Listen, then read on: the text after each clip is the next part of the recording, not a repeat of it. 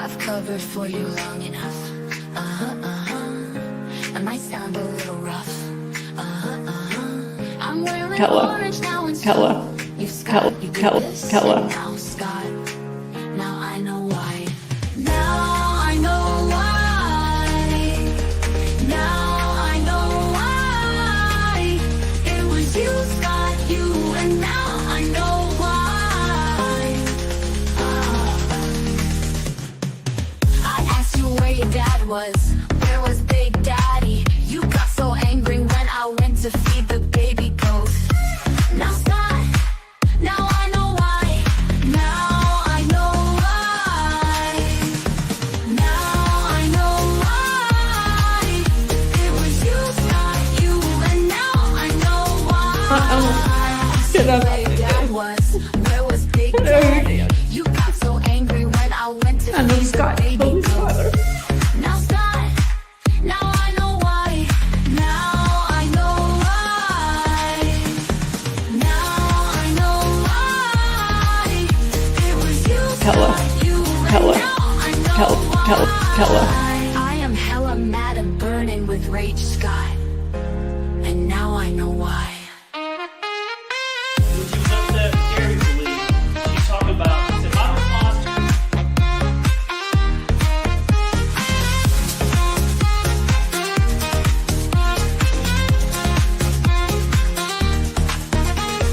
I am hella mad and burning with rage, Scott, and now I know why. Now I know why. Now I know why. It was you, Scott, you, and now I know why. Now I know why. It was you, Scott, you, and now I know why. I am hella mad and burning with rage, Scott, and now I know why.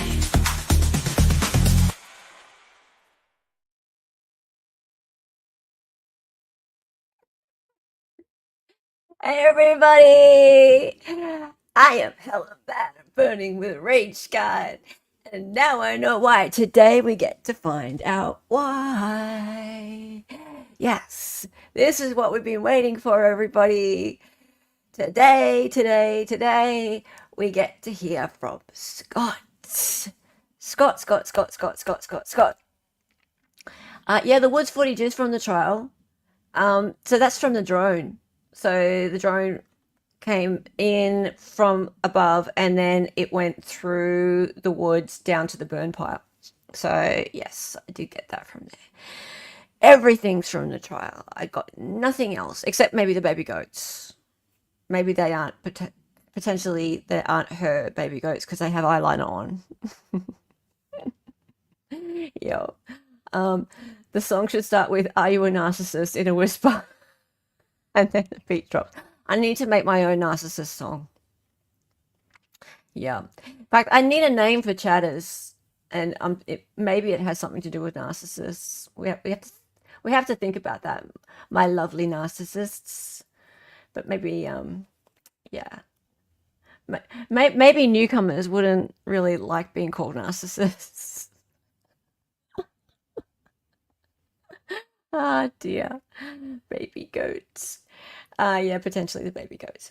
All right, guys. Yay. So we've had like a big sort of week of Richard Allen stuff and lots of new people in chat and all that kind of stuff. And I was just like, I wanna go back to what we usually do and just chill and watch Melody and make manlet jokes and stuff like that. So, and I've been waiting for this Scott testimony, and we were right up to there. So it's Saturday, is it for you guys? It's Sunday for me. Sunday for me. So let's do it. Hey Erica, how are you? It's a big day listening while working, but I had to make a little appearance before I go into Homer status. Oh, Homer status, and go into the bushes and listen. Oh, I know what you mean. Yeah.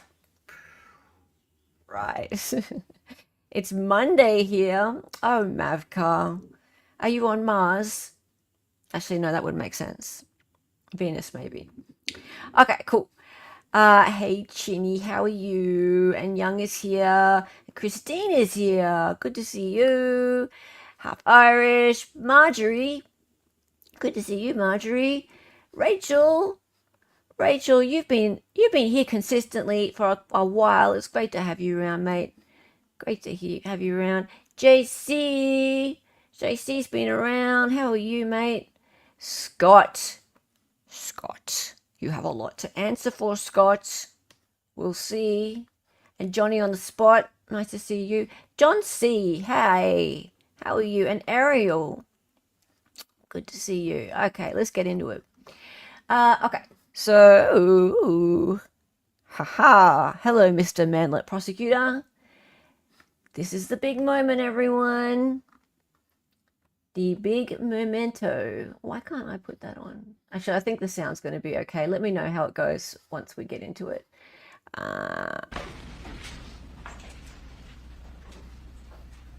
Oh no, she's smiling. Did she smile? You can't smile. Only narcissists smile. Hey, Taryn. You're innocent, Scott. You are not innocent, Scott.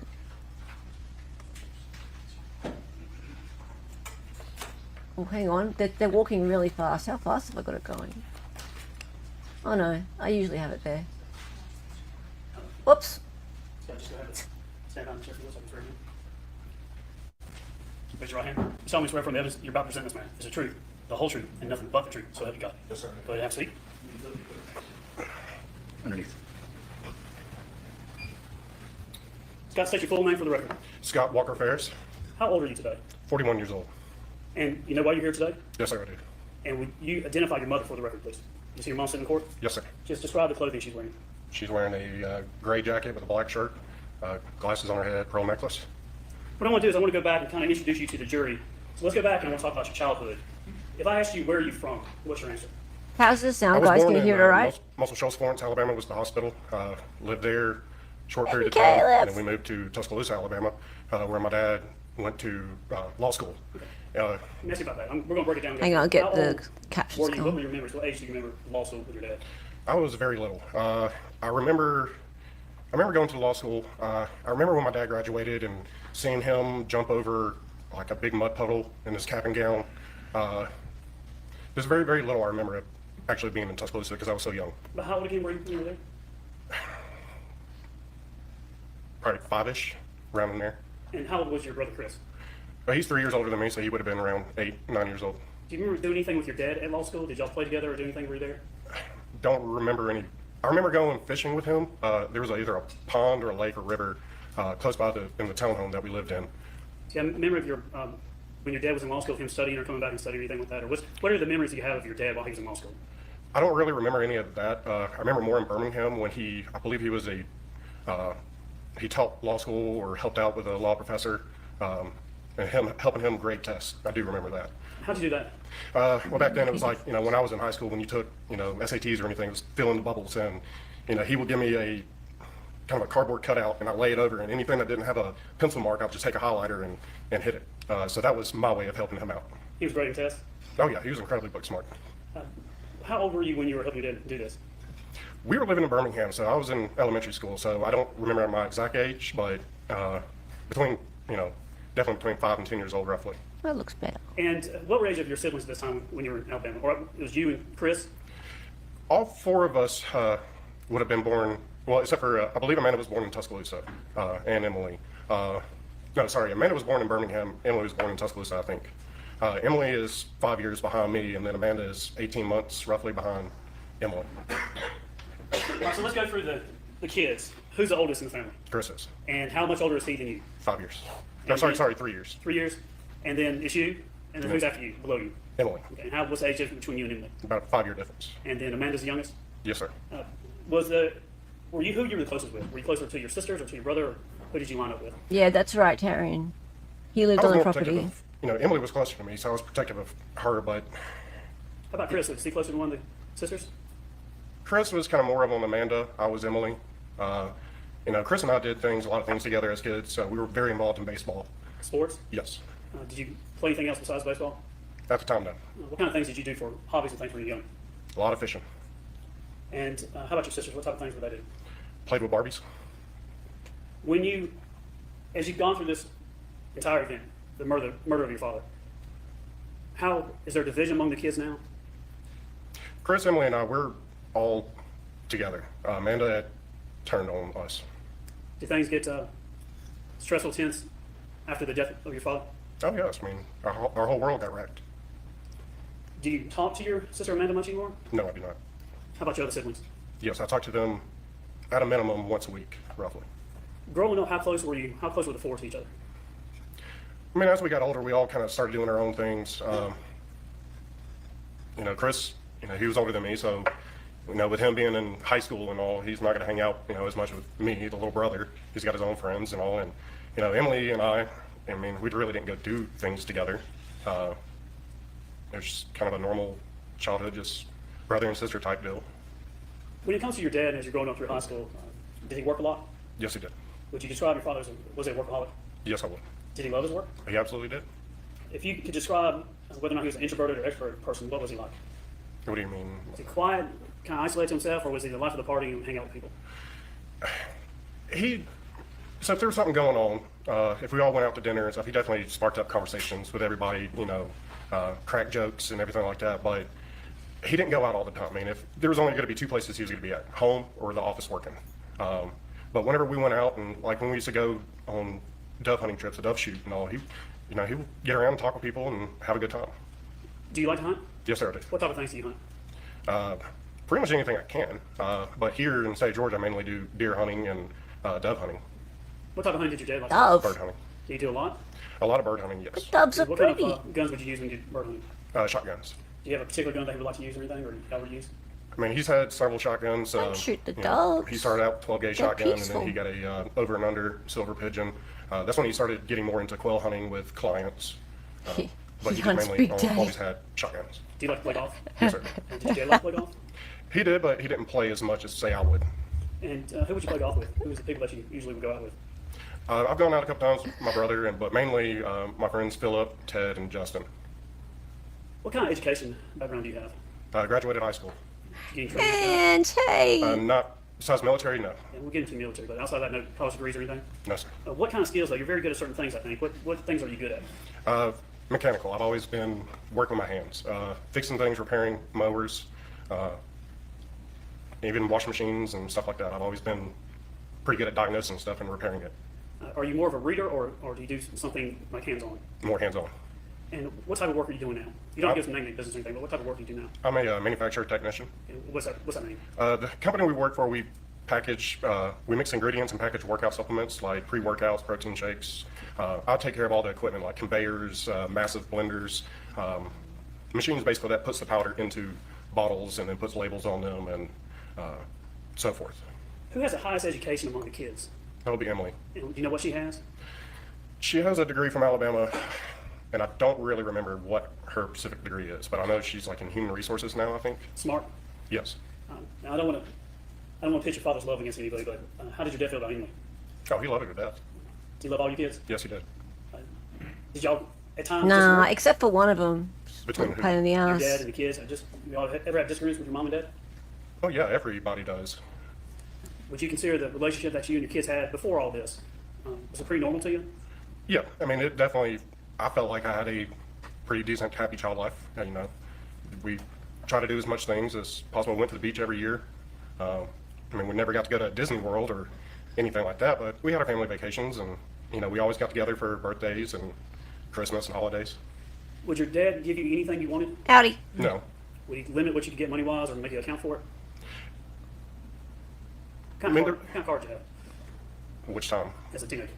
As a teenager, I had my first vehicle was an old 91 Franz is here. Cab, no weeks in the cab, Oh my nothing. god, what is He that didn't get the car you photo? wanted? He bought my first vehicle and he gave me a price limit, and I believe it had to be $10,000 or less. How about with your brothers and sisters? Was he the same way? Chris was, yes. He was pretty much the same way. They gave a price limit. Emily, he kind of flexed more on, and then Amanda, she got a brand new one. So as it went down, it got more generous? Yeah. Damn Now, Amanda. when you were in Alabama, do you remember moving from there to Georgia? Yes, sir, I did. How old were you when that happened? The Well, I just youngest completed always elementary school and I gets was the gonna be good starting middle stuff. school here. So is that 7th grade or what grade is that? 8th grade? Sixth grade, I would Sixth start grade. here. How did you feel about coming to the Atlanta, Georgia area? I wasn't happy. I had friends. Do you remember the whole move as a family? Yes, I do. And where did y'all end up moving to? What was the first house in Alpharetta is what I refer to it as, but where was the first house? At Hampton Hall neighborhood. And describe this home. What was it like? To me, I thought it was, the biggest house I've ever seen. Growing up, we either lived in a townhouse or an apartment. Our first big house was in Birmingham. Thinking back now, it's, probably no bigger than the house I live in now. But when we moved there, I thought this was, very nice house, very large. What stands out about the house for you? What do you remember? That I finally got my own bedroom. So I shared a bedroom with Chris. I finally up got until my we moved to own Atlanta. bedroom. Financially, your father, was he doing better as he came from Alabama to Georgia? Yes, When y'all started out, he was in law school and all that. He was not making as much money as he eventually made. I assume so, yeah. Back then I really didn't look at, how much money my dad was bringing in.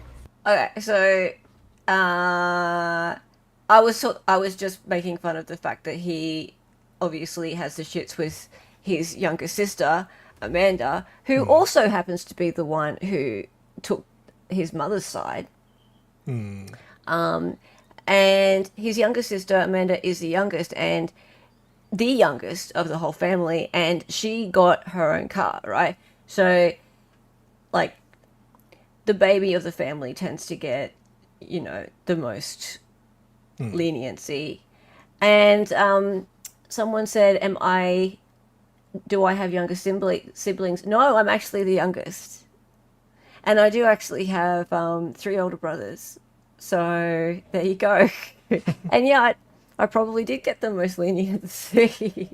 So I know, because probably they did have the shits with me a bit about that. So I can see where he's probably coming from. But suck it. Suck it, Scott.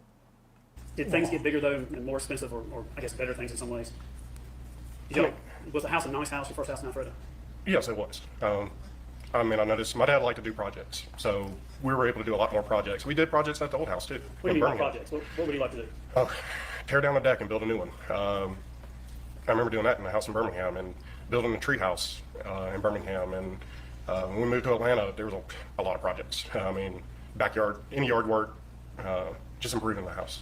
2-story house, the first house? Yeah, it's 3 stories if you count the basement. So you had the basement, the main floor, and then the top floor. How about the backyard? How big is the backyard? Where you actually used, it wasn't, if I had my back against the wall of the house, the fence would have been at the wall at the back of the courtroom. But the property extended past that, but that was woods. Some woods and stuff like that? Yes. And I'm going to ask you talk later on about, but at some point did your dad set the woods on fire there? Yes, I do remember that. I want to go into now and talk about, as you got older out of high school, at some point, I guess, did you have several jobs or before you went to the military, or what were you doing before you went to the military? And what age did you go to the military? Well, in high school, I was on work program, so I got to get out of school right after lunch. I worked for Jiffy Lube. I was taking automotive in high school. Started working there. Once after I graduated high school, I moved up to working for other mechanic shops like Tires Plus and American Service Station.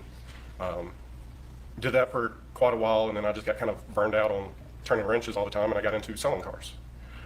What age are we talking about here now? Well, I've already graduated high school, so, between the ages of 18 to all the way up until I joined the Army, which is I was around 23, 24 years old. And all the time, where were you living? At my parents' house. I moved out for a while, lived with some friends, and made bad decisions and, partying too much and all. Sounds like he wound up moving was back home. a bit of a pain in the butt. And then that's when I started getting into selling cars. So you were in your 20s drinking, partying a little bit? Yeah, I was being your typical. Sure. And then at some point... Oh, you he's decided to go to the making military? excuses for himself. Which branch did you go into? Oh, I was just being your And when you went to the typical Army- pain in the butt. Do you remember how old you were and what was going on at that time? So when I joined, I started joining around 2007. It took me a little while to actually join because I had to lose some weight to be able to get in. But I remember, after I graduated basic, I turned 25 years old, so. Where'd you get, you were in the Army, is that right? Yes, sir. Where'd you go to basic at? Fort Benning. And what do you remember about that experience? Most challenging thing I ever put myself through. You proud that you did that? Doesn't sound like Yes, you've sir. been challenged much before what, that. What did you do in the Army? Infantry. And what does that mean? Tell us, if we don't know what that means, what does that mean?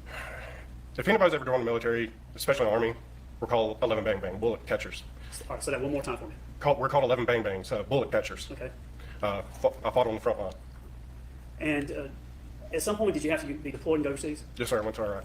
And I'm not asking too much about it. I mean, maybe ask some questions, but what I want to know is what year was that you went over? I went in 2009. I want to say it was April. How was your relationship with your mother, the defendant, this time? Pretty much, Yep. normal to me. Thank you for your service. We got in arguments. I agree. Got in arguments, had our good days, had our bad days. You describe it as a typical relationship with your mother? Yeah, I mean, nothing really stood out of the normal. I mean, the only thing, I definitely remember the day that I told my parents I was joining the Army. When I told her, she just flat out said, "You can't do it." And then when I told my dad, he was like, "You need to become a sniper." That's what your dad said? That's what my dad said. Was he proud of you? Oh, yes. He was a history buff, and biggest history he liked was war history. So I do remember him telling me that he planned on joining the Air Force prior to my brother becoming pregnant with my brother. What do you want to do in the Air Force? That I don't remember. But it was the Air Force. Yes, sir. My grandfather, his dad, was in the Air Force. Now, when you had to fly, I guess, and go overseas, you probably went to an airport or something like that. Did your mom come see you off? Yes, she did. And did your dad? Yes, sir. Do you remember that moment? Yes, sir. And how was she with you at that time? Was she proud of you when she sent you off? Oh, yes. And what were her emotions like then when you were going off? She was crying. I mean, she acted like a mother would be. How about your dad? That was the second time I've ever seen my dad cry.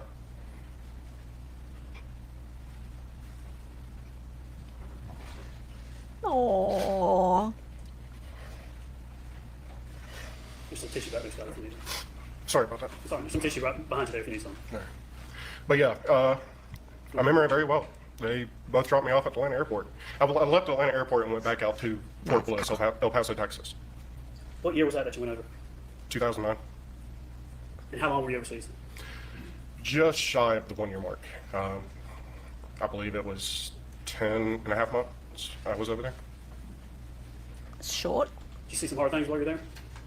Yes, sir. When you came back home, did you get out of the military? When you came back home, were you still in the military for a while? From Iraq? Hey, Big Val. No, I actually re-enlisted while I was over in Iraq. And at the time, they gave out options. You could either go to, say, Ranger School or Airborne School, or you could choose duty station. I chose to go the route of choosing duty station, so I selected to go to Fort Benning, which I got stationed with 3rd ID. And how long, when you came back, did you stay in the military? I was released, my official last date was in 2013. 2013. Do you remember, was that before moving into the Purcell Lane property? Yes, sir. And or when you were in the military, infantry, they teach you how to shoot? Yes, sir. Teach you how to shoot rifles? Yes, sir. What type of rifles did you carry when you were in the military? The M4. And teach you how to shoot pistols? Very, very seldom. You didn't get a pistol as a sidearm as an infantry? No, sir. Mainly just the M4? So in the military, in the Army, the only people who had pistols were officers and MPs. But the rest of us, we had either M4s or you were a assault gunner, which that's what I was on that deployment. Assault gunners, it was a machine gun that I was able to carry around with me all the time. Does that have anything to do with your size? Possibly. I mean, they weren't going to give Someone my size, that gun? I mean, you could carry it around. You wouldn't enjoy it. I didn't enjoy carrying that So gun. you're a manlet. How big are you? Currently, I'm 6'6", about 285 pounds. That's a personal size question, was that? sir. He was, I outgrew him and my brother by 1 or 2 inches, and my dad was anywhere from, I'd say 290 to 300 pounds. So at the time of his death, around 300? Yes, sir. Was he a little bit short, just a little bit shorter than you? Yes. So about twice your size. Yeah. When you were in the military, Maybe you 3 got trained times. at some point, did you just decide to You're get out? kinda and do something small. else? No, sir. I actually was let go from the military for reduction of force. It was during the Obama administration, and Damn they Obama. basically kind of did a lottery system. If you joined between a certain time and you've done so many days of service, that's how you were selected. So on my DD 214, it says reason of separation is reduction in force. Obama. Now, let's talk about this secret marriage of yours. You know what I'm talking about? Yes, sir. Couldn't keep Look my at health your insurance. about this My secret marriage doctor. and what was going on? Who was it with and what was going on? Secret marriage. So it was with Gina. Secret marriage. We both in process at Fort Bliss together. She was in the military as well. She did financing. We both got to Fort Bliss at the same time, and we met during the in processing, which took several weeks. And we all had a group of friends hanging out, and we eventually started dating. I deployed, she didn't, and she was my girlfriend, and I was in love and scared and just had a lot of different emotions. Where'd y'all meet? Where we meet? Yeah. In El Paso, Texas. During You working together, the same thing, or? Oh, really? Well, So we you're didn't on the base, work how did y'all- together. How did y'all meet is what I'm asking. During the in processing, we wound up ending up sitting next to each other, and then Oh God, she was pretty much illegal. all the group of people that we were sitting around, we all became friends and hung out all the time. How long did y'all date? We were together until after, Interesting, Green. till all the way until I moved to Fort Benning. But going back on, to us getting married, we talked about when I came home on R&R from Iraq, she came to Georgia to be with me, and we talked about getting married and all. I never got down on one knee and proposed to her or anything, but at the time of the wars, Bad back. 2 states did a proxy marriage. You had a single proxy, I believe, state of Texas, and then a double proxy in the state of Montana. So basically all you had to do was just fill out paperwork, get it notarized, pay the fees, mail it off, and you were legally married. So we went ahead and did Romantic. that. And what the plan was is I was gonna come back and we were gonna move to Fort Benning together and actually do it the right way, have a wedding and, tell everybody. But things didn't work out once we were No, together didn't for work out. quite a period of time and decided to split ways. So how long were y'all actually together? How much time were y'all together, whether dating and married? Besides deployments, man, it was several years. Did y'all live together? We did live together out in El Paso when I got back from Iraq. We lived in an apartment for about 4 or 5 months. She stole all my paychecks like my cousin's Bring her whore everything? ex-wife. As much as I could. I mean, we lived out in Texas, so. True They had story. eyes on her and see her? Oh, yes, sir. She During the actually wound Obama up getting out administration, too. Of the Army before I did, and she moved back here to Georgia because she was originally from Rome, Georgia. This is sus. Where she lived with her family, and she used to go and have dinner with my dad while I was deployed. Yeah, she was very Did they like sus. her? Oh, my, yeah, yes. She really hurt my cousin. Here's a million-dollar question. Why do you Oh, think family damn. were married? It was kind of a thing that, I'm kind of old school in a way. Stop it, Matt. I wanted to do the whole ask her father's hand in marriage, but he lived in Colombia, so couldn't really Columbia, do South that. Carolina? I was Colombia, right. South America. So Was I right? I've met her brothers before, but didn't get to What? meet a lot of her Hang on, family, wait, but wait, she wait, met wait. all my brothers and Wait. my brother and my sister. I said when they were talking about meeting outside, just elsewhere in Texas, I was like, she's illegal. Hang on, And what now did- she's what got did- family in Colombia. Wait. Where does it say that? El Paso. Several years you all lived together. We did live together out in El Paso. Is that what you mean? Yeah, like they met around there. And sounds like maybe her status may not have been quite official. When got I back think from we had to go back Iraq, a little we lived bit. in an apartment for Okay, hang on, wait. I did. Unless she qualified for DACA. Hang on. tell What's everybody. this again? But Listen. things didn't work out once we were together for quite a period of time and decided to split ways. So how long were y'all actually together? How much time were y'all together, whether dating and married? Besides deployments, man, it was several years. Did y'all live together? We did live together out in El Paso when I got back from Iraq. We lived in an apartment for about 4 or 5 months. Did you hide her from your family? No, Did you bring her around your family? as much as I could. I mean, we lived out in Texas, so. Did they ever lay eyes on her and see her? Oh, yes, sir. She actually wound up getting out of the Army before I did. Aw, and damn she it. moved back here to Georgia because she was originally from see? Rome, Georgia, where she lived with her family. And she used to go and have dinner with my dad while I was deployed. Did they like her? Well, that's Oh, creepy. yeah, yes. I mean, Here's a million-dollar question. Why didn't you tell your family you were married? it was kind of a thing that, Why didn't I'm you kind of tell your old school in a family way. you were married? Kind of like my dad. I mean, I've wanted to do the whole ask her father's hand in marriage, but he lived in Colombia, so couldn't Columbia, really do South that. Carolina? His father Colombia, lived in South Colombia. America. Sorry, her father lived in Colombia. So I've met her brothers before, but didn't get to meet a lot of her family. But she met all my brothers and my brother and my sisters, my mom and my dad. Well, did y'all divorce, separate because of something bad, or it just didn't work out? It didn't work. She wanted it. I didn't because I loved her. But I wasn't her first or her last marriage. Put it that way. So we were just young, and I was just going through a crazy time. I mean, I was being deployed to Iraq. I mean, I didn't know if I was going to come back.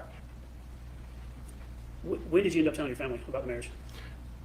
After all this happened, and we were sitting in the law office, and Manny Aurora? Manny Aurora's, and he said, if there's anything that needs to be told that could come out of this, it needs to be told now. And that was the only thing that I was like, oh crap, I might as well tell them. I mean, we were already divorced, and if it just, I didn't know how extensive it was going to become, so Did you tell Amanda too? Did she know? they were all in the room. Chris and with Amanda? Yes, sir. Let me ask you some questions about what your dad was like.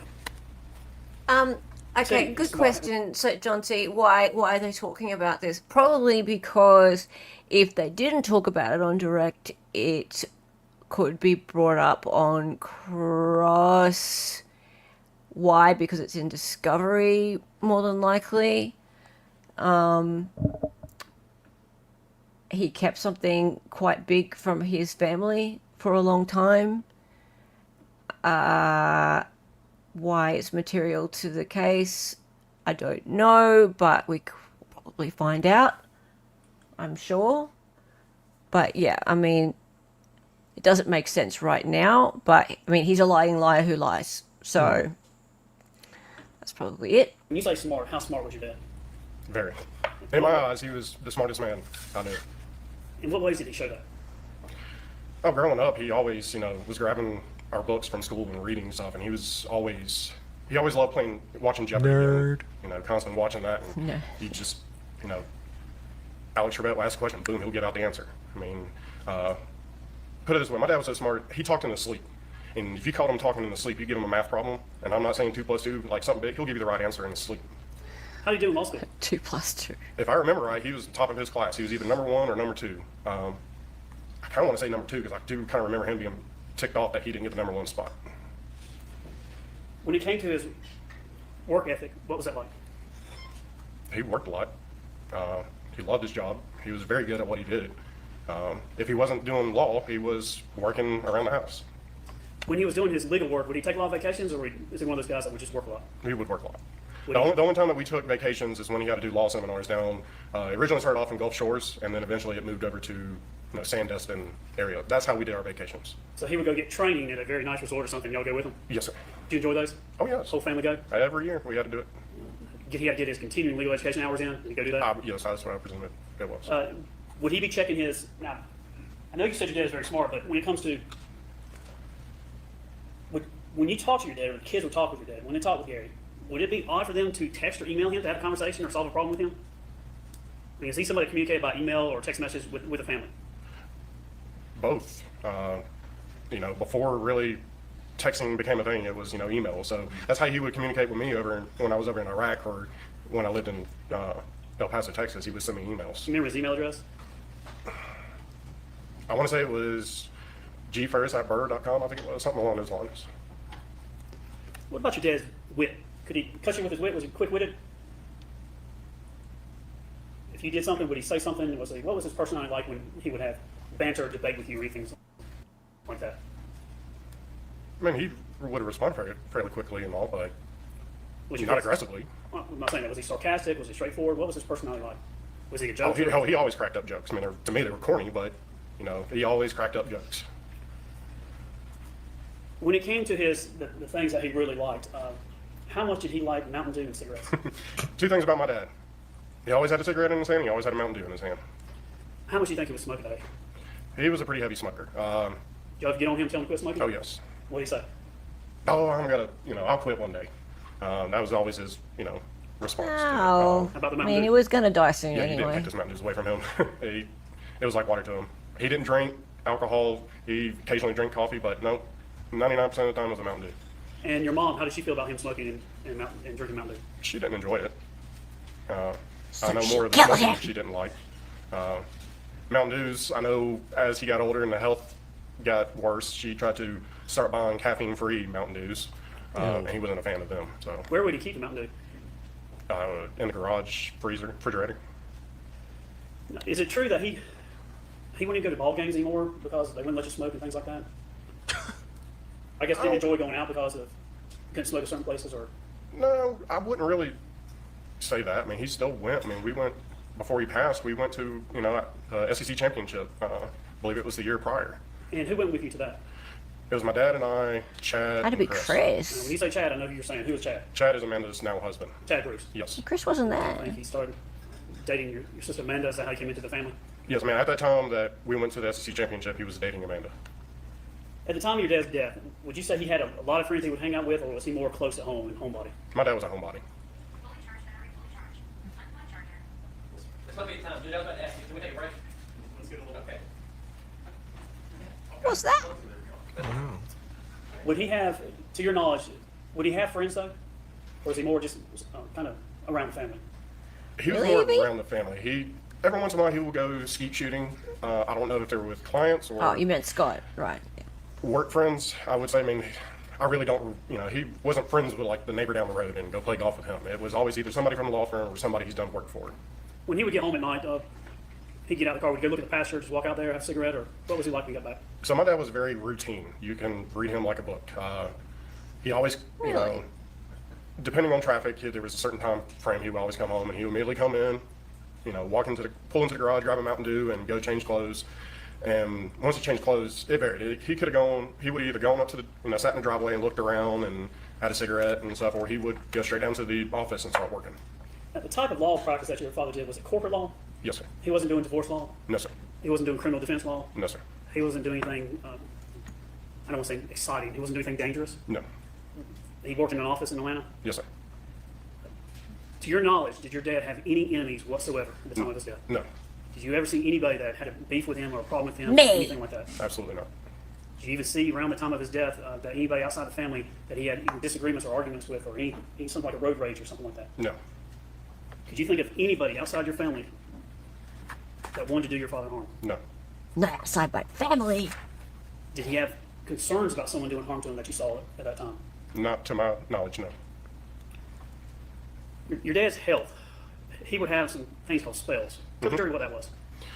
So, best way I Only can when we describe it poisoned him. was He would get very Oh, weak. sorry. Did I say that out loud? He talked very thick tongue, like his tongue was swollen up, and some people would think he was drunk the way he kind of slurred, but he just got very exhausted and wanted to go lay down. And when he would have them, that's what he did. He would go and lay down, either on the couch or go lay in bed, and he would sleep for a couple hours. When did these spells start occurring?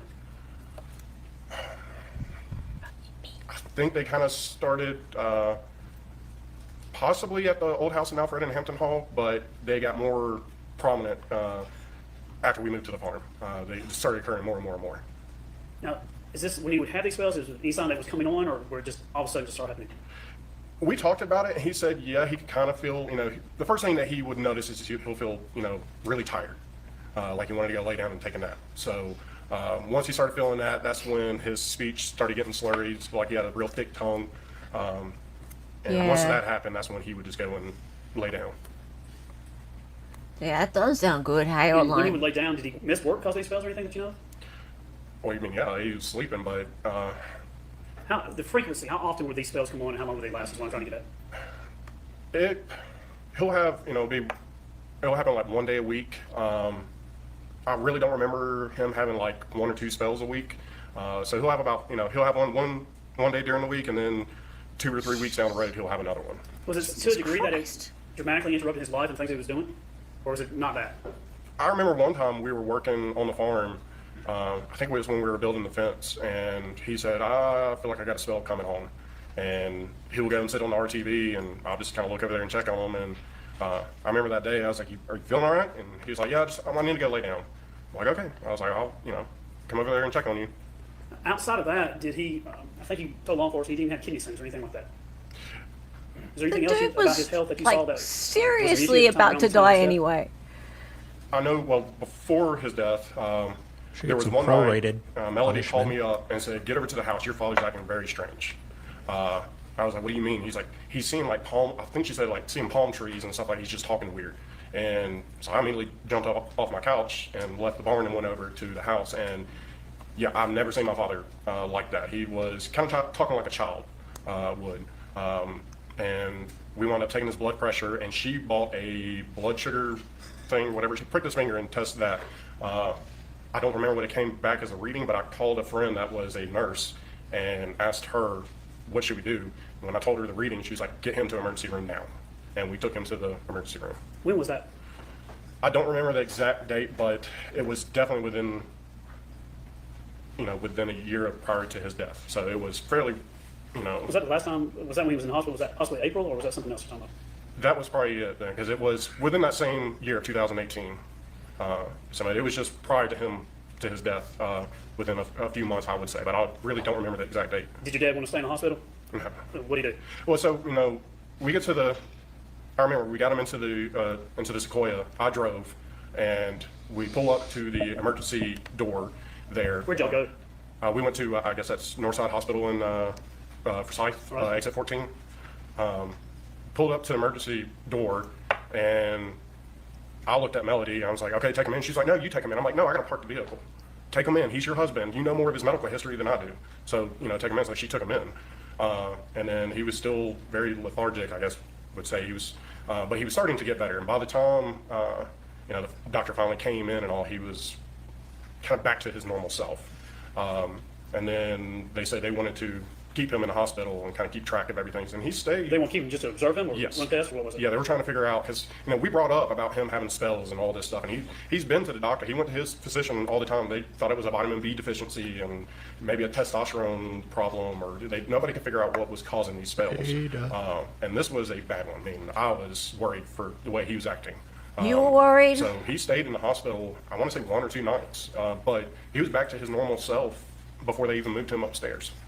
And did he check himself out of the hospital and come back home? Yes. Did you see him have any other symptoms after that, or No, I did not. did he have to have surgery? No, Do you have to have any procedures? not that I remember, no. Okay, I just need to call out for a minute. Why is he continually referring to his mother as Melody? Yeah.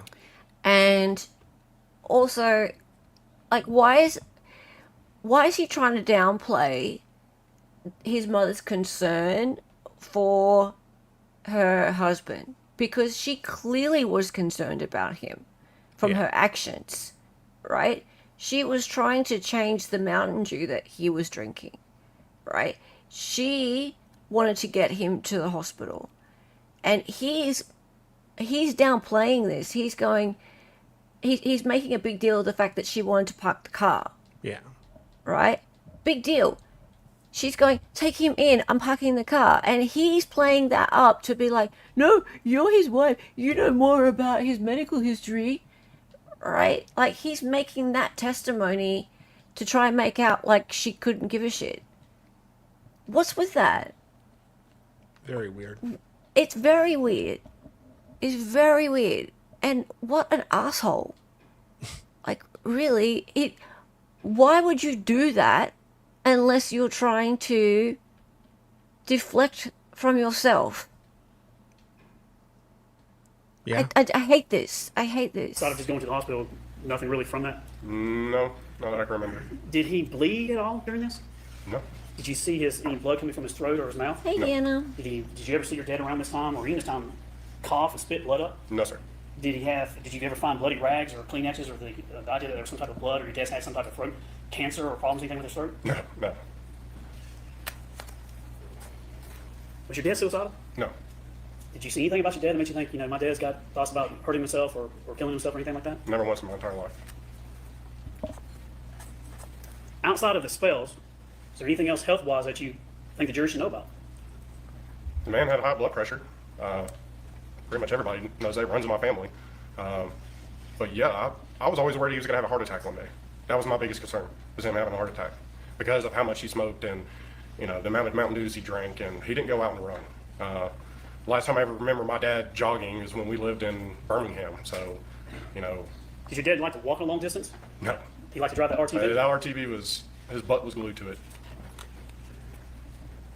You talk about your dad's, I think you could almost, I don't think he said set a clock by him, but write a book by him or something about his habits when he would come home. Would he do the same thing, his procedure, his routine was the same thing? Oh yes, I mean, like I said, if you were around him enough, you would be able to pick up on his routine very quickly. He always did the same kind of thing every day. I hear you're a good cook, is that true? Well, in the kitchen, Or like if you grilling, barbecuing? I could do some barbecue.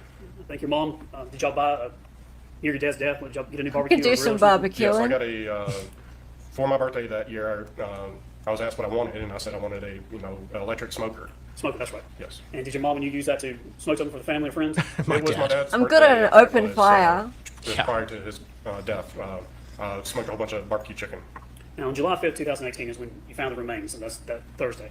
Was your birthday 2 days later? Yes, sir. No, July young, I 7th? wouldn't be Yes. objecting When to was this your, bit.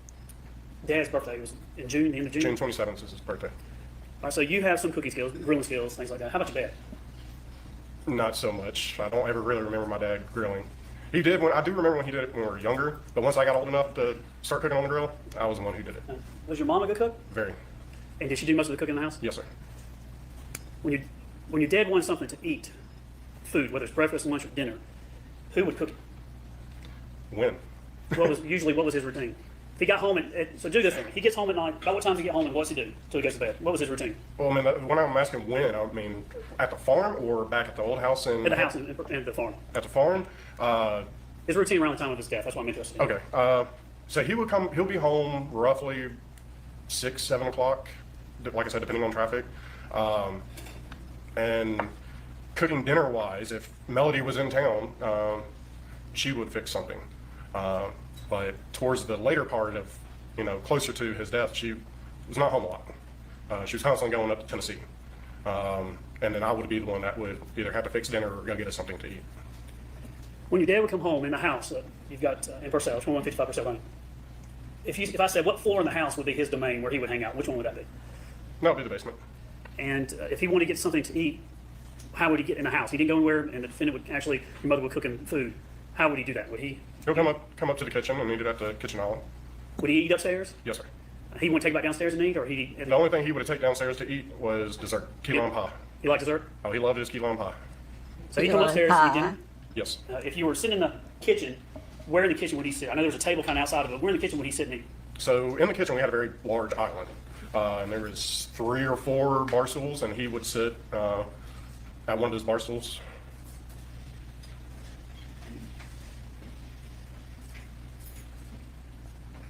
See this photograph here for Action 72? Yes, sir. You were in this photograph, or is it a different one? No, it's so yeah, right there where your mouse is. That's where he would sit and eat dinner. How would he, he'd come up and just sit down? Would he eat with other people, eat by himself? What would he do? Well, there was nobody else there. It was only. If the defendant was fixing dinner or anything, would she eat with him, or he eat by himself? He would be eating by himself. Would you eat with him at all, or would you be doing something on your own? I would, if I came over there to cook him dinner or get food, I would go down to the basement and eat in front of the TV. My dad loved to read, so he would read while he ate dinner. What kind of things would he read when he was eating dinner? Leisure stuff, not law stuff, or would he work? No, it would be history books or war books or whatever book he was reading at the time. We had a library or office in the house, and there's a lot of books in there, and that's what I do know a lot of his books were in there that he's read. When he was done eating, would he go back downstairs or stay up on the first level? He would pretty much go back downstairs. What would he do when you go back downstairs? He would go into his office and probably check emails and stuff and have cigarettes and just, kind of finish up the day for work. Judge, you mind if we can take a break right this moment? That's okay. The house must have stunk. All right, we'll take 15. And we'll stick to the 15, if I say See, God, it looks so bad, the whole her not standing and also her lawyer not standing for the jury. And if anyone didn't catch when I told you guys that this lawyer here, he advised her not to stand for the jury, which is the stupidest advice. I don't think the jury really noticed, because there was a juror interview and the juror said that she didn't even notice. I don't know if the rest of the jury noticed. It just was a terrible look. And so much commentary that came out as a result was that she was just so disrespectful. And yeah, it was awful.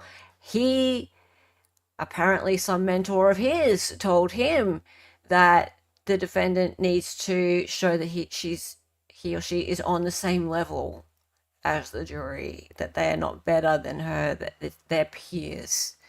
It's just the silliest thing. Bad advice. Anyway.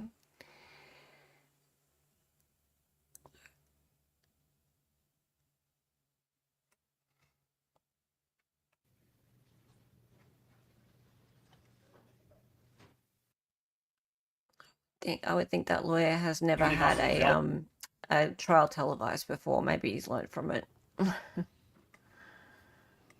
It is dumb.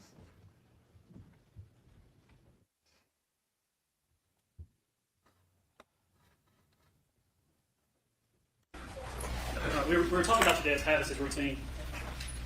I think we're talking about your dad would check his emails. Is that something you would do constantly? Because they always check work emails and things like that? Yes, sir. Vacations, it didn't matter with your dad working. Oh, yes. When he would go downstairs, so go upstairs, eat dinner, come back downstairs, work a little bit. Did you ever go into that movie theater room or the home theater room? It was either there or the other TV down in the basement. He would sit and watch TV. What kind of shows and things would he watch? Was it random stuff, YouTube, or something else? What would he do? Either the History Channel or he liked old TV shows like old westerns and Andy Griffith, MASH. Those are the shows. And I know you like the TV show The Office. He liked watching that as well too. And would he be kind of by himself when he would do that? Yes. Now, where did you live on the property? I lived above the barn in an apartment. Okay, so not in the house No. with your mom and dad. After you, was it pretty much this is his routine? Every night he comes home, dinner, go downstairs, work a little bit, go watch TV, go to bed? Pretty much. The only time that it would change would be, on a Friday he would come home and start doing some kind of project, doing some kind of work on the farm. And where would he sleep? He slept in the bedroom down in the basement. Every night? Yes, sir. Would he sleep? Would he lock his door? No, he would not. When your mom, where would she sleep? She would slept in the master bedroom. Would she ever use something to brace or lock her door? I didn't see her do it, but I saw one sitting behind the door of the bedroom. Saw what was it? Describe for the jury.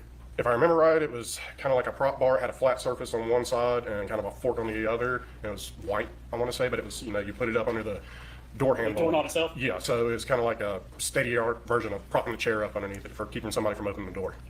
How would your dad sleep? And what kind of clothing? He always slept naked. Sorry? He always slept naked in the nude. That's just what he did? Yeah. Now, I believe your dad was about 58 at the time of his death. Yes, sir. Was your mom about the same age? Yes. I believe they've been together for 38 years. I want to talk to you about your mom. I think I understand that you refer to her as Melody. Do you not call her mom anymore No. because of this? Yes. Okay. Let's hear about that. Now, up to this point, though, until this occurred, did you get along with your mom? We had our good days and bad days. We did a lot of So, stuff together. no. Because my dad was at the office, and whenever she was home, she liked to decorate the house, and I did a lot of the projects there at the farm. Like I did the backsplash on the bar down in the basement, and Yeah, finished out the naked. so-called wine How cellar. relevant? And she would always be, decorating or wanting to paint something, and so we would do a lot of stuff like that together. And go and get, go to Slate Queen. Scottsdale Farms and buy plants to plant out around. Did your mom graduate from college? Do you know? As far as I'm aware, no, she did not. Was she smart? Is she smart? Not like my dad, but she's not dumb. Common sense? Oh, yes. She hardworking? She work outside? Oh, yes, man. All the time we work in the yard. She hands-on? Yes. Would she get in there and do projects with y'all? Or with you? It depends on what project. She didn't help my dad and I do the stone wall between the house and the pond, but she got out there and planted plants and, Did she shoveled get mulch around. Did she get her hands dirty? Yes. Could she get things done if she wanted to? Yes. Would you consider her strong-willed or weak-willed? Strong-willed. Does she have opinions? Oh, yes. Is she God's afraid or sake. shy to share those opinions? No. Would she have opinions about you? Yeah, I'm sure. How about her other children? Oh, definitely. Chris, she kind of favored Emily and definitely Amanda. How about your dad? My dad was harder on my brother and I. He was a sucker for my sisters. They're his baby girls. My dad was old school. He, if I remember growing up, if I needed $5, I needed to tell him 5 reasons why I needed it. He is a So- whiny little That's bitch. how it was. Yeah, he tried to just, instill discipline in us, make us, a good person, a better person. Did your dad like things, like extravagant things, or what was his taste in? What kind of things did he like? If you said, my daddy really liked fill in the blank, what would it be?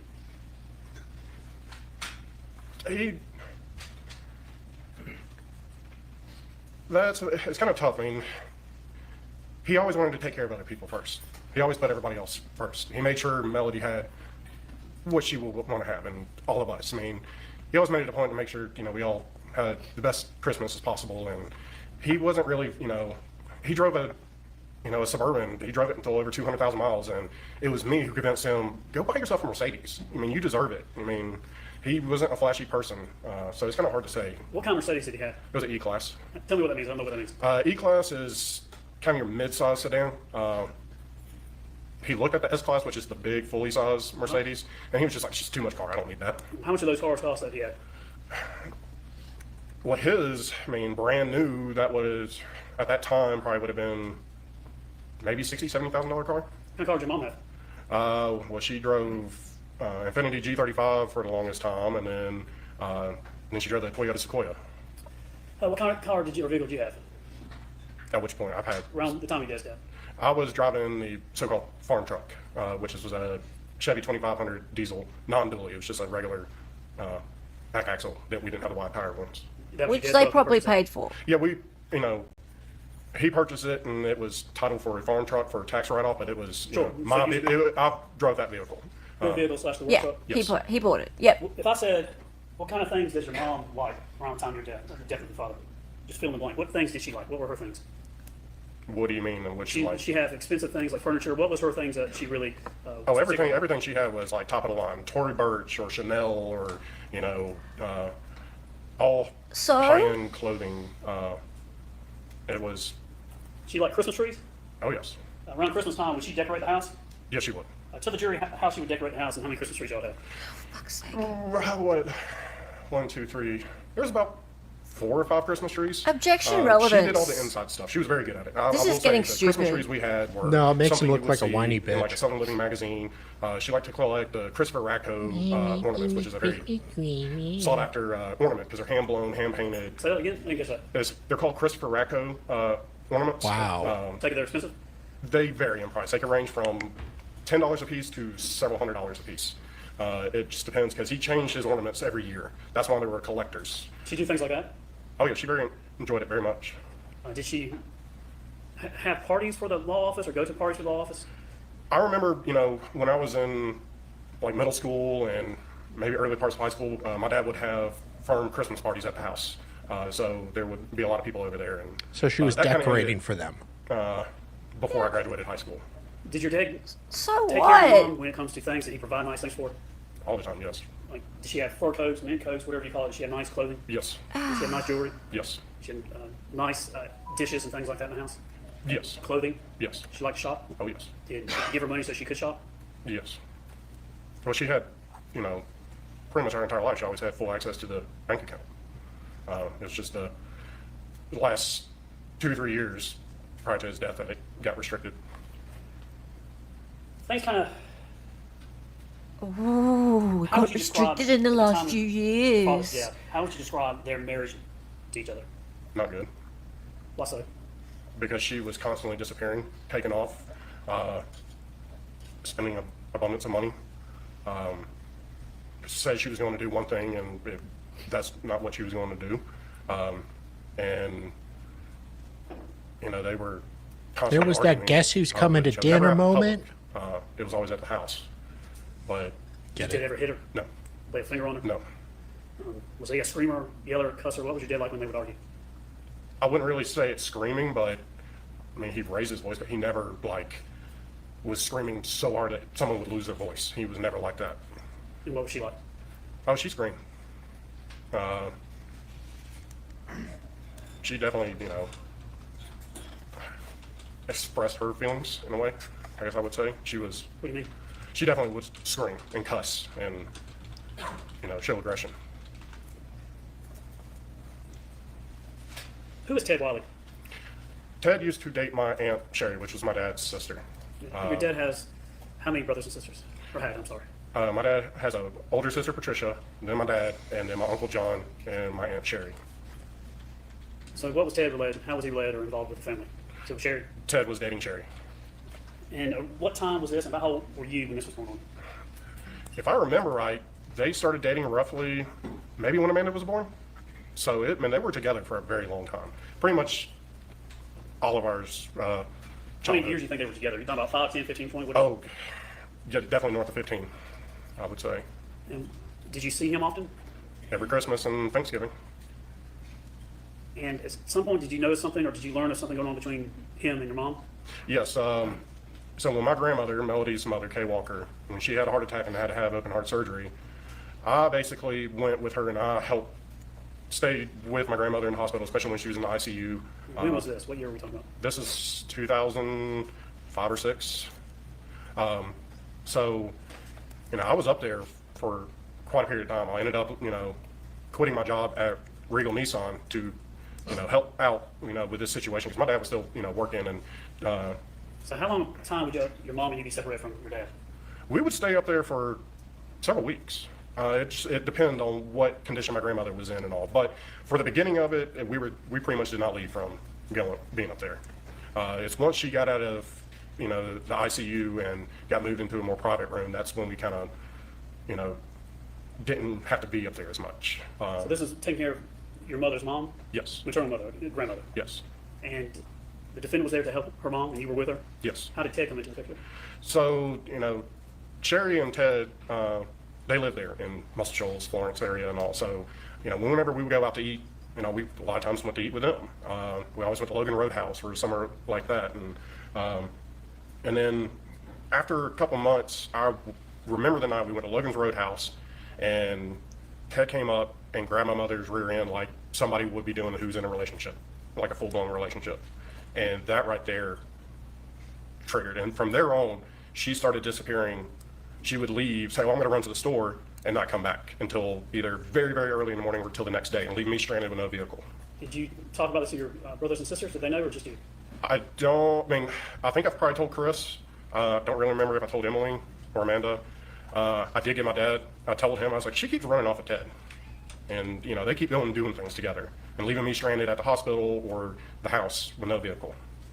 Would your dad help take care of your mother's mom, your grandmother, her mom? Would your dad do anything financially or anything to help her? If I remember right, I know he kind of helped. I want to say my grandparents had like a mortgage on the house for some kind of project, something with the foundation or something.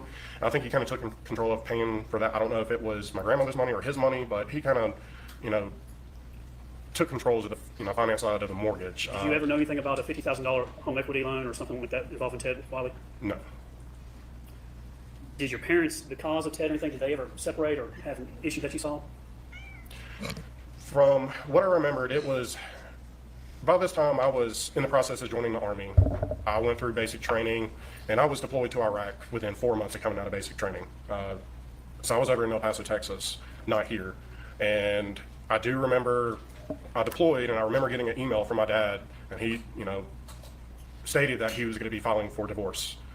I responded with, do what you got to do, but I really don't want to be, I don't need to know anything else. I got too much going on over here. And that was over Ted? Yes. What year was that? That either had to be 2009 or 2010, so I was deployed to Iraq. And after you got that email, did your dad ever say anything else to you about what was going on? No, sir.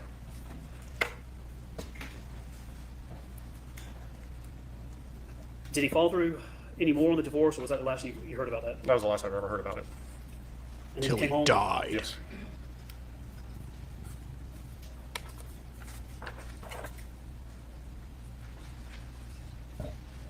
Do we want to ask him this thing about whether he killed him there?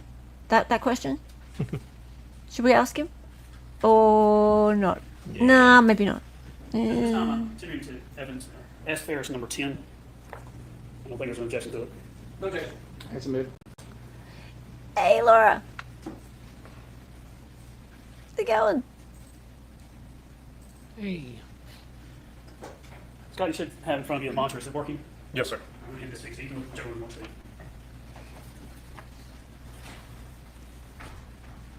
This is, He's pretty bored Farris, too. We're taking your name and using numbers with that, but can you tell us what, at the top it has an email there. Can you read that email for us?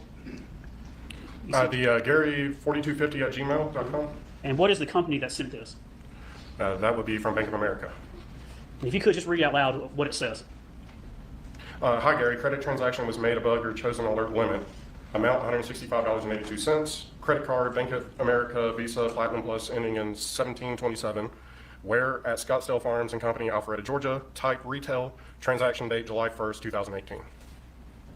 Did your dad have several credit cards and things like that? Yes, it did.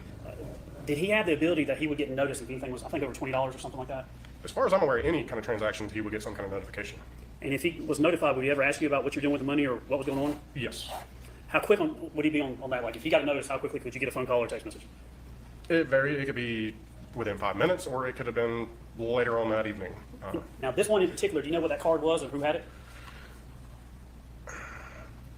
I presume that might have been the one my dad had. I'm not 100% because there was several different credit cards. Now, your dad controlled the finances in the family, is that right? Yes. If you would just tell the jury, when it came to your finances, what type of access to a debit card, a credit card, whether it's personal or for the farm work? Tell the jury what you would have. So I would either have, beginning off, I would, get his debit card. I'll get it for him to go buy horse feed or, fertilizer or anything like that. And then he wound up giving me a credit card that I kept all the time. Oh, And did that's, he now? a lot of purchases were made doing that. I do know at one point he gave me a debit card, and that was. Do we have a I don't know if statement it for was the that? main account. I don't think it was, because he would constantly have to put money into it. So if I, needed to go get food or fertilizer or something like that, a lot of times there wasn't enough money in it, and I would have to send him a text saying, hey, put some money in it in the account so I could go and Really? this and this and this. And would he do anything to, would he ever get on you about your spending?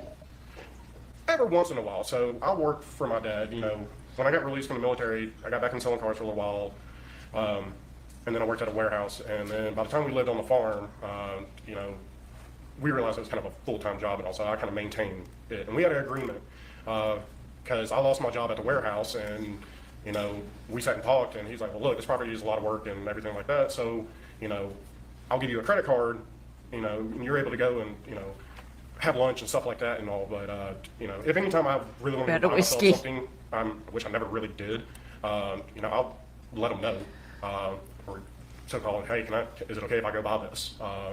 Let me ask you about, let's go and talk about your work you did on the property. 2155% Lane, that's a hobby farm? Yeah, I would say. Were y'all looking at several places before your dad bought that? We looked at a couple of different properties. Some we just didn't like at all. It got down to this property and one other property. I do know. What was the difference between this one and the other one? This one had a lot more land. The other one sat on I wouldn't call it a lake, very large pond. And it was on the back side of it. And, when we looked at it, the cove was pretty dried up. And so it wasn't much of a lake. So, So who wanted in the family, including all your brothers and sisters, who wanted the one at the lake, if you would, and the one at the farm that you moved into? Who was up for what? Let's start with Amanda. Which one did Amanda want? I don't think she ever saw it. About Emily.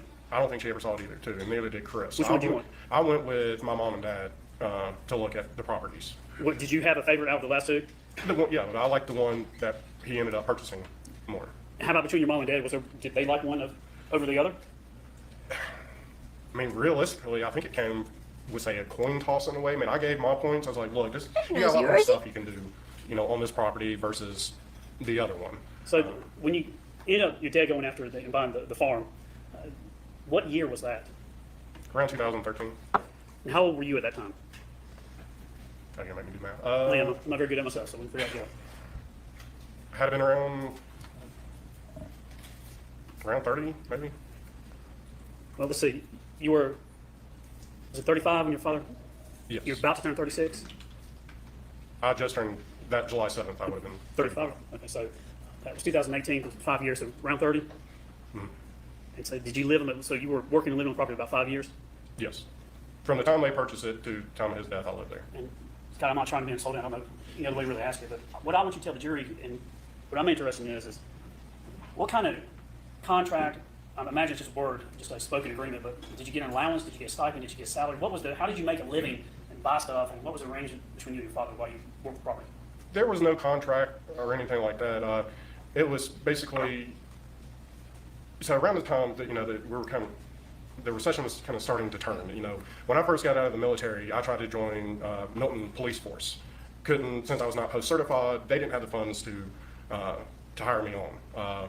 And once I started looking into other cities and counties, it was all the same thing. So work was still hard to find, like decent paying. So, and the job I had at the warehouse, I was making $10 an hour. And once I was let go from that job, we sat down and talked, and I was like, look, I want to still pursue, law enforcement, but there's nothing I can get into right now. That's the question, And that's when we came to Scott. agreement, I would manage the farm, because since he was working Monday through Friday in Atlanta, that, basically he would give me a credit card, debit card, and, I was able to go eat lunch and stuff like that and pay my cell phone bill. I didn't have much bills at all. So he never really gave me an allowance, except for the time that, he decided to open up the other bank account, and, he didn't keep a lot of money in it, because around that time, Melody kept asking for the card I had and going off and buying stuff. And my younger Did your dad sister want her kept card? asking for it as well. Especially the credit card. When he gave me the credit card, Who's I got the remember, credit card? He sent me a text saying, that "Hold on bitch to sister this, of mine? like your life depended on it," or something. But To keep it away from the defendant? yes, he basically said, "Don't give this card to anybody." Which credit card would that be? I believe that was the Ducks Unlimited Visa card.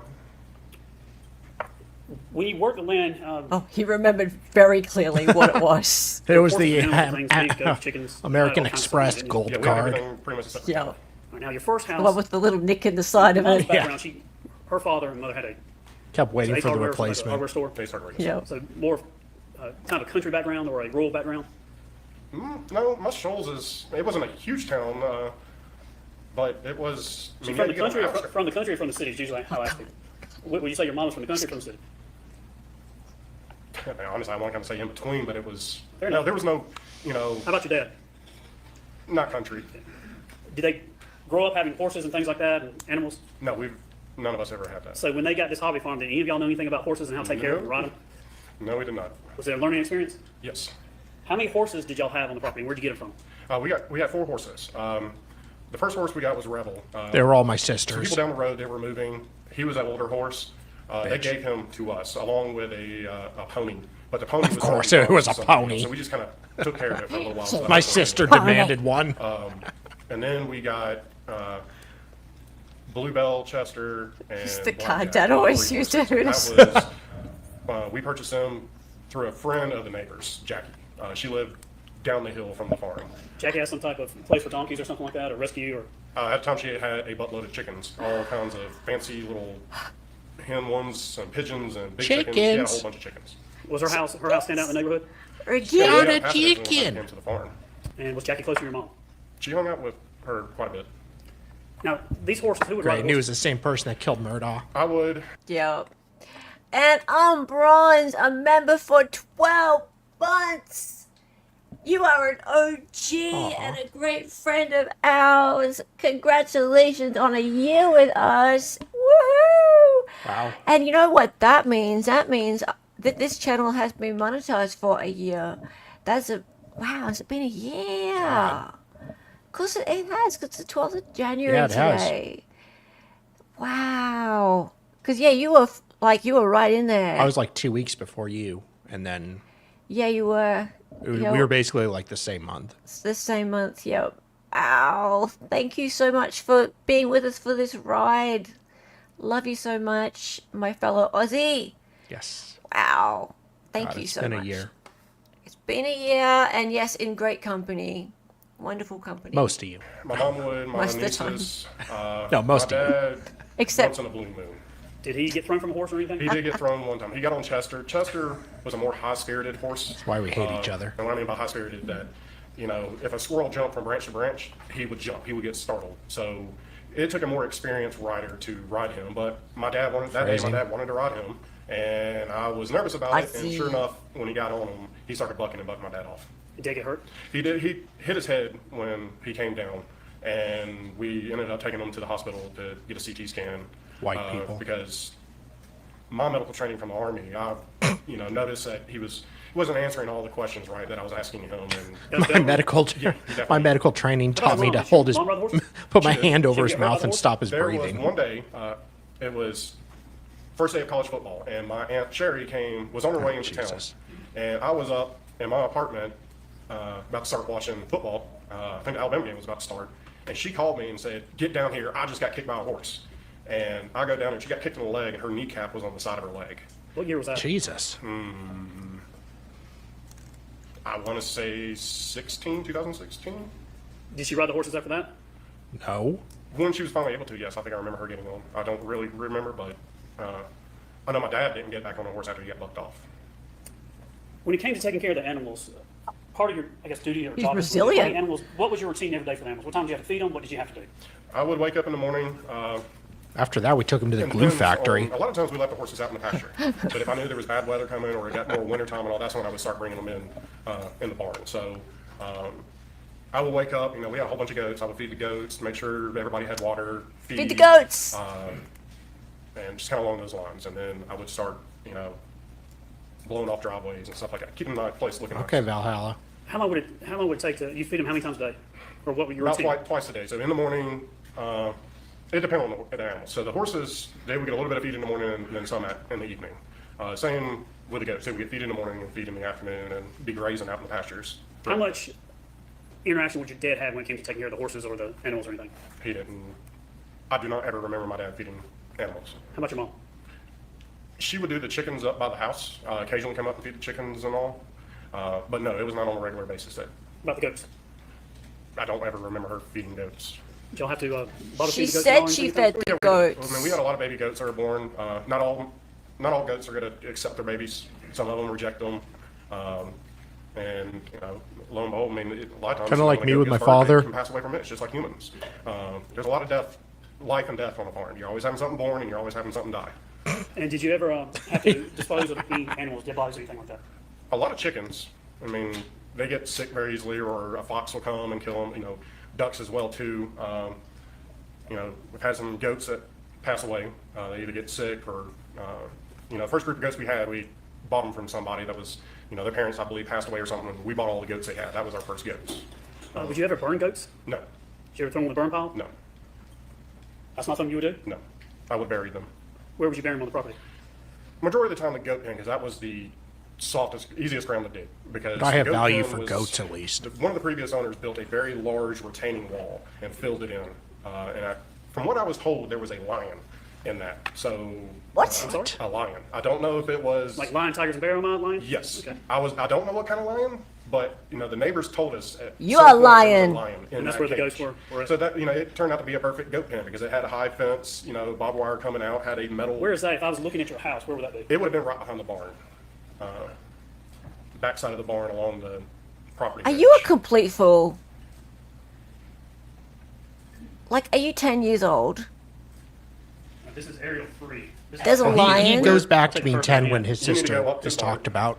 to the barn, all To the right? barn. Right. Okay, now He's go still jealous. To the left, and now go straight up, right there. A lion has entered the behind chat. Yes. Indeed. Did the horses get out? A lion may be Every our once in a next while. emoji. Now, when I say get out, that's what, in this case, you're talking about the horses get out. We're going to be talking about that. What does that mean to you? If the horses got out, what would that mean? They were not in a pasture. I Were think they- soft pasture. Were they running on Purcell Lane up the road and things like that? Sometimes, yes, they would get actually off the property and be at a neighbor's house. I've had to go all the way to the very back end of Purcell to get a couple horses. And when they would get out, what would you have to do to get them back in? I would just grab a feed bucket, put some feed in it, and walk down and start shaking it, and they'd follow me like little puppy dogs. How often would that happen? It was rare, You know but it what? did happen. You know how or why they would get out? 99% of the time, it was because somebody left the gate open.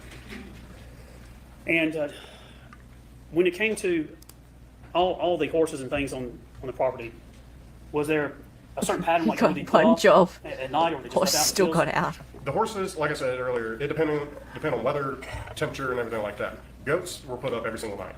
Chickens always went back into their chicken coop at night. So the door had to be closed on that. So the main animals always had to be put up were the goats, the chickens, and obviously Luke and Leroy, the labs. Would you do anything different around 4th of July when fireworks were coming out, anything for the horses, or like on the 3rd? Did y'all do anything different on July 3rd for the horses? I always left them out because, yeah, they will get scared from fireworks, but it's always safer to leave a horse out in a pasture than in a stall because they would jump around and everything like that, and you don't want a horse getting hurt. We don't want a horse jumping They around. would be left outside. So if they got scared, they had room to run. But if they were in a stall, they would jump and hit their head or something on the stall walls. Did you like the animals? I loved it. Was that something, a passion you enjoyed, or? I thoroughly enjoyed it. The horses were like dogs to me. I took care of them all the time. Horses do have personalities just like dogs. You miss them? I did.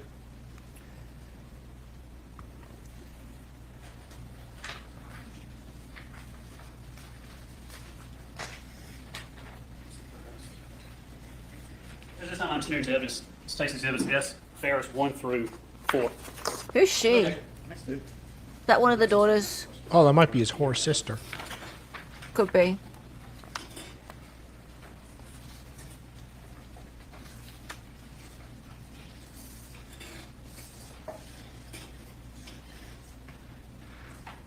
Yeah, he's so comfy up there at the moment. You wait. This is S. Farris 1. We have some photographs from the property. There were some drone photographs and things like that. But as we look at this photograph here, tell the jury what we're looking at. Now, this is taken at a different time after July 5th, I believe. But just tell us, what are we looking at? So we were looking at the bottom section of the house, the basement. This would have been below the big half circle deck. Those double doors right there would have gone right into the basement with the leather chairs and the TV, and behind that would have been the bar. Are these sliding doors here? Yes. And then our French doors over here? Yes. Are these doors, the doors that slide, what is behind this? That would be, there would have been the leather couch, couple chairs, coffee table. And So where your TV. dad would hang out? Yes, that's where I would go. If I ate over there, that's where I would go down and sit and watch TV and eat dinner. If I walked opened these doors and walked in, would I run into the bar, the kitchen bar area? Once you pass the couch? Yeah, assume the couches are not obstructing my walk. If I walk in, when I walk before the bar, if I turn right, am I going to come down the hallway to your dad's office? Yes, that's where the hallway was. If I go and turn left, I go down the hallway to your dad's bedroom? Yes, If I walk a little bit further, I can go to the left and go up the steps. Is that yes. right? This is S. Farris 2. Looking, see the officers, this is when I took some drone photos, but looking here, what I'm going to try to help orient is over in this area where the burn pile is. Can you tell the jury kind of where the burn pile is in relation to the kind of corner of the house? So from the corner of the house, Let me do it this way. So this is S2, S3, and S4. This is the burn pile area looking back. Is this a view of it? It's a fair way. I would kind of say the burn pile's more over on this side. You gotta So take if I was right. the cameraman, I feel like it would have been a little bit more to the He right. knows exactly this where area, it yes. is. Describe for the jury, if you would, if you're walking from the house going out towards the burn pile, are you going uphill or downhill? You're gonna be going downhill. And is your property, is the house on the crown of the top of the hill for the most part? Pretty much, yes. Now, behind this, going back to 3, this tree line back here, did you have any trail cameras or anything on? Yes, it was actually further south, further down the hill from the burn pile. Absolutely No, no This was on the way. backside. There's the fence where your mouse is. That's about roughly where the fence line is, the property line. Okay. And there was a little trail that goes all the way down to the bottom corner. So back in the woods. So it was down that way. I had it set up on a tree pointing towards my neighbor's property. Look at the jury and tell them what you would do with that trail camera and what you did back there. So my neighbor Ray, he allowed me to deer hunt on his property right there on the hillside, because all the deer would come either running from our property to his, or they would come from that way. So I just had a better angle of hunting deer. dear. How many deers did you harvest from that hunting spot? Somewhere between, I want to say 6 or 7 deer. And what would you hunt with? I would use the first deer I took was with a 20 gauge slug, using a shotgun. And then the second deer I took, I borrowed a friend's AR-15 and took that deer. And then the rest were with a 12 gauge shotgun slug. If you were, which direction did the camera, the trail camera point? It pointed towards my neighbor's property. Like, in relation to the burn pit, where's the trail camera in relation to it? So if I'm leaned up against the tree that I had the trail camera on, the house would have been to that direction. So if the trail cam would have been pointing to you, the house would have been to my left, up the hill. Let's see if I can figure out which one. Is it in this area or is it another? Do I need to- Yeah, it's nowhere. All right. Which way with the mouse pointer should I go where the trail camera is? Go right. So give or take some yardage, but it'll be, kind of right there pointing, north in this picture. So yes, that way. So in this area on aerial 9 is where the trail camera would be? Yeah, somewhere in that vicinity. And then the camera itself is pointing this direction, so left, straight, or right? Straight. Straight. Not pointing back to the burn pit? No. Not pointing back to the house? No. And did you put that trail camera up? Yes, I did. How did you look at the pictures and things on that? At the time, I had like a little SD card thing that I'm able to connect to my cell phone, and it pulled up, I believe at the time I had an app that I was able to use to pull it up. Over the years, I was just able to, click on it, Do you remember what brand it was or what trail camera was? No, I do not remember. Is it one of those where you get to sit in the house at night and you get a ding on your phone and says ding? At that time, no. You have that now? I do have one like that now that sends it to my cell phone, but I haven't used it in years. I want to ask you something about fires. Does your dad and your family like these, like fires, burning fires? Did your grandfather or something burn fires? Well, always growing up, my grandfather burned leaves, and I remember every Christmas after we all opened presents and all, my grandfather would collect up all the wrapping paper and go take it out on his burn pile and light it. And Was there a fire? Tell us about the first fire at the first house in Alpharetta back in, I think around 2008. maybe, yeah, I really don't remember the date on it. What happened? Just tell us what happened there. So I remember that night. I remember waking up and fire trucks being out in front of the house, but it was the weekend prior. My dad burned some branches and stuff like that, and then some old grass clippings or something like that. It was a little pile back there. In the backyard or in the woods behind it? In the woods behind the fence, so it was not right up on the house. He burned the stuff, and I guess, presumed that he had it put out. Well, it went an entire week. Nothing happened. And then I think it was like the following week or that weekend, I remember waking up in fire trucks, being out there. How big of a fire was it? It was not no roaring fire. It was like a very, very low to the ground, like small brush fire. Like, How close were the houses in this neighborhood?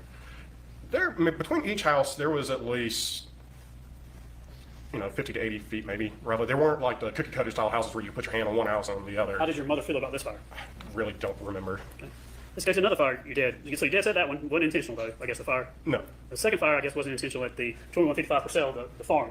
You caught the house on fire there too, didn't you? The basement? Yeah. Yes. In 2016, I think is when that happened. Yes. Tell the jury what happened with this fire that your dad did. So it comes to find out, so my dad put a cigarette out in the ashtray, and I guess he dumped the ashtray a little too soon into the trash can. But I was up at the barn doing work. He left to go somewhere. I don't know where he went to. But I was up at the barn, and Melody calls me, and she goes, "Do you smell smoke?" I'm like, "No." She goes, "Well, do you see smoke out there?" I'm like, "No." She's like, "Well, I'm smelling smoke." Well, I look over to the house. I see smoke pouring out of the basement, my dad's office door. I go, "Holy crap, there's something on fire over there." So I run over there, I open the door, and all I see is the trash can burning. So I grab it, throw it outside, grab the water hose. This put is it in out. his office, or? Yes, it was in the office. So, I put it out. I go and I check the walls. I didn't see anything burning. I put my hand on the wall, didn't feel hot. I looked at the closet that was in the office. That had all the controls for the home audio throughout the house. I opened that up, didn't see anything. So I went upstairs and made me a sandwich, and I came back down and was sitting in that room with the leather chairs and all, watching TV, eating lunch, and all of a sudden the fire alarm started going off again. I go back to the office and I open the closet door, and there's just a wall of fire. And I scream for her to call 911, and I run out, I grab the water hose, and I'm spraying. I'm punching the wall, trying to get holes in it so I can stick the hose in it. And then next thing I know, 2 deputies show up, and I look at them. They're like, "Sir, is this your house?" I'm like, "It's my parents' house." "Yep, yeah, wow. Do you have a baton or anything?" They're like, "No." So I continue to, spray water and punch holes. And then the fire department showed up, and, the firefighter told me, he's like, "If it wasn't for you, their house would have burned down." How bad of a damage was done to the house? There was more smoke damage than actual fire damage. So the fire was mainly contained to that closet. So all the electronics burned up. It was an unfinished closet, so there was a lot of, Was your house like a smart house, had technology? a good amount. It wasn't like what today's standards would be, but That was destroyed or damaged? all the components, the audio components, yes. We did had you- exposed rafters, so the fire could have spread down to the home theater if I did not put it out in time. How did your mom react to that fire? She was pissed. Did she get on your dad? I didn't see her get onto it, but knowing her, yeah, she probably chewed his ass out. Was she concerned with your dad when it came to fires? Yeah, we both were, because he would start a he would start a fire to burn branches and stuff like that. He would stay around it for a little while, but then walk off to go check emails or do something. So no common sense when it came to fires. No, yeah, man. There's a lot of times that I'm like, "Why are you burning right now with the winds blowing like this?" He wouldn't think about the Did y'all aspect. leave him alone with fires? I mean, I wouldn't stand there and hold his hand while he was burning stuff. No, but Did you have concerns with him in fires though? I mean, I always told him like, don't burn a fire when it's the winds are gusting up to 15 miles per hour. And Did he take hoses and things down there, or he just let not really, not over there. He would he would clear off around the fire so nothing was spread out. But I don't ever really remember him dragging a hose all the way down there. Your mom and you kind of had a joke about you hope your dad was having spells and tear anything up. Was your dad tear stuff up? You don't have Yeah, my dad would start projects and I would end up having to finish them. That would either because you gotta go do something for work, or you gotta go back to work. Shit. Hello. It's buffering. Would you and your mother joke about him having spells over that? Maybe he's having spells, so he's not going to get anything, y'all have an easy day?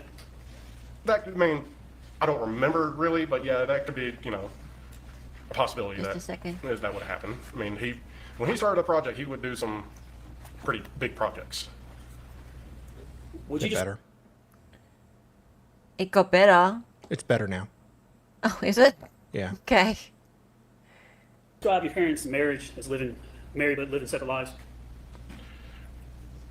Towards the last 2 years before his death, maybe, but for the longest time I remember my mom and dad have always slept in different bedrooms because of my dad's sleep habits. He snored a lot. He had to sleep with a CPAP machine. I remember them. They officially kind of slept in different bedrooms after one night. My dad liked to toss and turn a lot, and he ended up flipping over, and his hand went flying over, and it hit her in the face and broke her tooth. So he wasn't a very steady Broke her sleeper. tooth? He Jesus. wasn't out cold. talked in his Wow. sleep, he snored, And he he slept slept with naked. CPAP machine, kick, jerk. What did he So they break a slept on tooth separate with? floors? I mean, even at the old house in Hampton Hall, she would sleep down in the guest bedroom area. My dad would sleep in the master, and So how many years were they having to sleep in separate places? for quite a while. 10 Like I years? said, after that happened, they kind of stopped sleeping in the same bed. 10, 15 years? How long? I would probably say that, yeah. I mean, it's before I want to say since I was kind of in high school. Your dad had, how many CPAP machines did you know your dad had? I only knew he only had one CPAP machine. How many did you see? I mean, he got new ones every so often, but At the time of his death, how many CPAPs did you see that your father had? he only had one.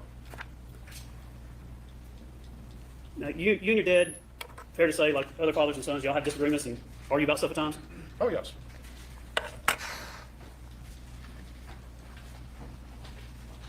Did you have a major argument that led to his death? And did your dad have disagreements with your mom about finances, especially after Ted Wiley and things like that? Yes. When I came back from Iraq and about the time I got out of the Army, it seemed like everything was normal. I mean, they decided to put the house up for sale and go buy the farm. I mean, it seemed like a normal marriage. And then a few years after moving back into the farm, that's when she started disappearing again, and then the trouble started back. Just this time I'm moving to evidence, S. Farris 6, it's still right. Yeah. Scott and his dad. Oh no. No, Jake. Nice mid.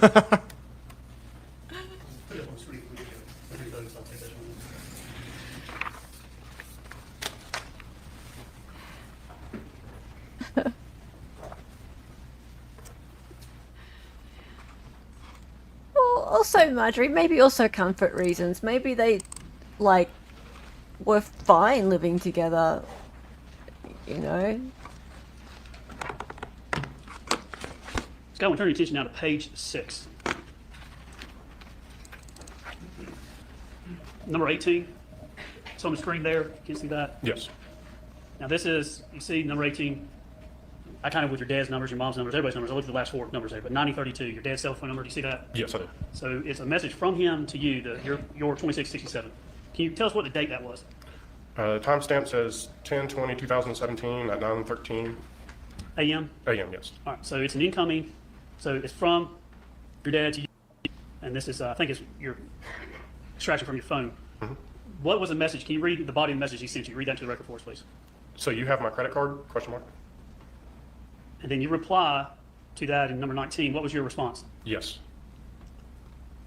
And then number 20 from your dad to you, October 20th, 2017. I think that 9:15 a.m. After you say you have it, what is his response to you? Hang on to it as if your life depended on it.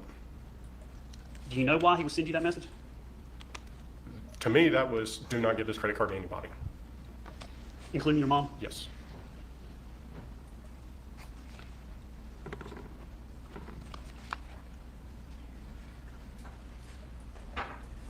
Was there, up to a point in your parents' marriage, did things, you said you thought everything was going all right at the time, but was there ever a time that did you ever see your mother get upset with your dad? Quite a few times. Would she outwardly manifest her anger or upsetness with her husband? I mean, yeah, she would talk, she would talk trash about my dad to me, to my sisters, my brother. I mean, yeah. I want to talk to you about an incident. So July 5th, 2019 is when you found your dad remains. Said 2019? 2018. Okay. Go back, I think a couple, you tell us, was there an incident with seeing your mom break a plate? Yes. I've tried my best to remember the exact date. I know it was prior to his death. It wasn't really, I don't want to say it was several months, but it was within a few weeks or so. We were working on the project between the house and the pond, the big stone walls and everything. And I remember I was either planting some plants or doing mulch or something. My dad was on the other side of the property, and she came out of my dad's office doors and screaming and cussing, and she threw a plate up against the wall of the house, and she screamed, "I can't wait till the day he fucking dies. I can't wait till the day I don't have to live with him anymore." How close were you to this when she You did? asshole. I was within 10 yards. How far was your dad away? He was over 100 yards away. Do you know if he heard it or saw it? I know he didn't. He never said anything to me that he noticed it. And I don't know if I don't remember him seeing him. So I knew he was up on the other side of Sounds the like she property. was pissed. Yeah. She walks out, and where does she throw the plate? So if you walked out of those French doors, there was a wall right there, and right next to it would have been the hot tub. It was up against that wall right. How bad was what kind of plate was it? How bad was it broken? Well, I mean, if only plate like that would have been, used was the, just the white kitchen plates. We had like two different sizes. We had like a bigger set and then a smaller set, but they looked the same. Did you confront her or say anything to her about that? No, I don't remember saying anything to her about that. Do you know what she was upset about, or? If I remember right, him leaving the plate in the home theater room. And it was probably a plate that he probably had some kind of dessert, key lime pie on.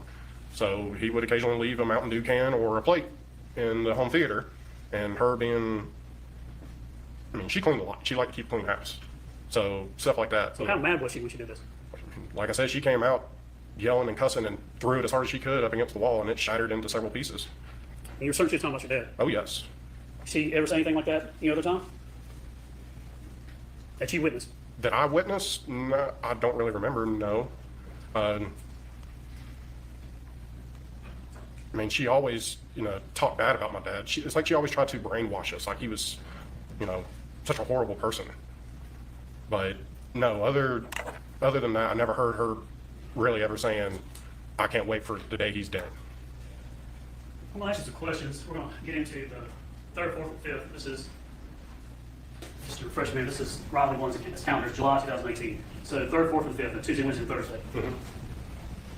Coming up to those dates, do you know whether or not your mom, the defendant, was upset about a trip that Chris would use some money, your dad's money, to rent a condo or something for a beach trip? I do remember, so they all planned to go down to the beach. I remember her making comments to me that, she wasn't happy about it. Did she ever complain to you about Chris's spending or using money? I took everything with a grain of salt from that she said about money. Did she talk about money often? What do you mean to talk about, People using money or spending money or things like that? She always tried to say, Chris is stealing money, or, your father's paying for this and that and this. Did she tell you to get a job or anything like that? Whenever she would get pissed off about something. But then, an hour later, she'd be like, oh, let's go and do this. Did she ever say anything or do anything because around July 3rd, July 4th, with Chris and the money he was spending to go on the beach trip? Did you ever see her say or take any actions because of that, or confront your father or anybody else because of it?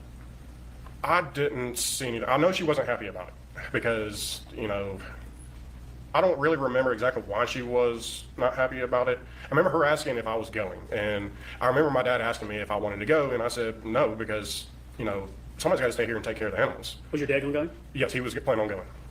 How about your mom? No, she was not. And the reason why I said I didn't want to go is I said to him, I was like, well, somebody's got to take care of the animals because I'm sure she's going to run off and go to Tennessee. Up to this point, you said your mom would kind of just disappear or during the week. How often would that occur? If you took it week by week, how often was that happening? For quite a period of time, it was at least once a week she would disappear. It always seemed like a Tuesday or Wednesday or somewhere, in the middle of the week, it seemed like. And then a lot of times she would just send me a text saying, hey, I got to go up to Martha James. I got to take her to the doctor. And she wouldn't be back until the following week or. How consistent was this where she would go week per week? For a while, for the last year and a half. Up to the week of July 3rd, 4th, and 5th. When was the last time you remember her just leaving? I mean, that probably would have been the week before, maybe. So it was up to that the week before? Oh, yeah. I mean, she was always had an excuse to go. Martha Jane had to go to this doctor. And she would be gone. Would she just take day trips or the other? Sometimes it will be a day or two. Sometimes she would be gone, 4 or 5 days. Around this time, did you ever see your mom with more than one cell phone? Oh, yes. Tell the jury about that, please. I noticed that she had 2 cell phones when she'll be on the phone talking, and I walk into the house, and her cell phone is laying on the counter. And then a lot of times I'll walk around the corner, and she would grab her phone and tuck it into her waistband. So I knew she had 2 cell phones. And I told my dad she had 2 cell phones. Did she Of course she use did. the phone? Yeah, she had Where 2 was she- cell She tried phones. to hide it from me. I do know that. Was You ever one see her a on it? butter Like I phone? said, that one time I saw her on the phone, but yet I walked in, her phone's laying on the kitchen hob. Only murderers Where have would she keep her butter other phone? I have no clue. phones. You ever see her on her person or anywhere on her body? Like I said, there was many occasions where I walk, into a room or around the corner, and she would move swiftly and tuck it into her pocket or waistband, depending on what she was wearing. On July 3rd, 4th, and 5th, I want to go through that on July. I think July 2nd, which is was that Monday. Did you go play golf that day? On the 2nd, no. Do you remember if you went and played golf and then with your friend and went into the restaurant afterwards? We played golf that week. It was I mean, I played a lot of golf during that time because Hampton Hall, it was fairly cheap to play. It was only 20-something bucks, I believe it was, to play Twilight golf. And Dad was paying for it We anyway. played a lot of golf. Let's go to July 3rd, that Tuesday. Did you work at the house that day with your mom? Yeah, so the morning of the July 3rd, it was either the day before or 2 days before, we went to Scottsdale Farms and bought some bushes to plant on the back side of the house, on the opposite side of the pond, some holly bushes. This is the day before July 4th. Did y'all go to Cherokee Ranch restaurant for lunch? We always went there. Who did you go with? It would depend. If my dad was home, him and I would go. If he was at the office, Well, on Melody. July 3rd, did you go with your mom? So on the morning of July 3rd, yeah, I went over there with, we drove separate because I was leaving from there to go up to the lake house with all my friends. And did you see your dad at Cherokee Ranch? Yes, I did. If y'all weren't together? No, he was already there when I came in, and he was sitting. As soon as you walked in the door, there was a booth, only a one-sided booth, so only either one person or two people could sit there, and that's where he sat. So I ended up sitting at a different table. Did he walk out without talking to y'all? I ended up. He was still there when I left. You don't know whether or not your dad walked out or paid and left before you and Melody? If I remember right, no, he was still there when I left. Because I left, I drove up there separate from Melody. She was in her car, I was in the truck, and they both knew I was going up to the lake house. And then what did y'all do after that? So we ate, and I left, and I went to the lake house. Where did she go? I have no clue. Whose lake house did you go to? Nancy Pierce, it was her lake house, which is basically my second family. I've been friends with them for over 10 years Righty now. man. What time did you go up to the lake? It would have been, around 12, 1 o'clock time frame, lunchtime. And how long were you there at the lake on talking about July 3rd? Maka, you're about to I get left timed there, out. and I was there until she called me and asked when I was coming home, and I said, well, haven't really decided yet, but wow, what's going on? And she said, well, the horses are out. I go, what do you mean the horses are out? She's like, your daddy left the gate open and they're out. And I was like, well, I guess I'll be on my way as soon as I can. And that was, I want to say, Just saying.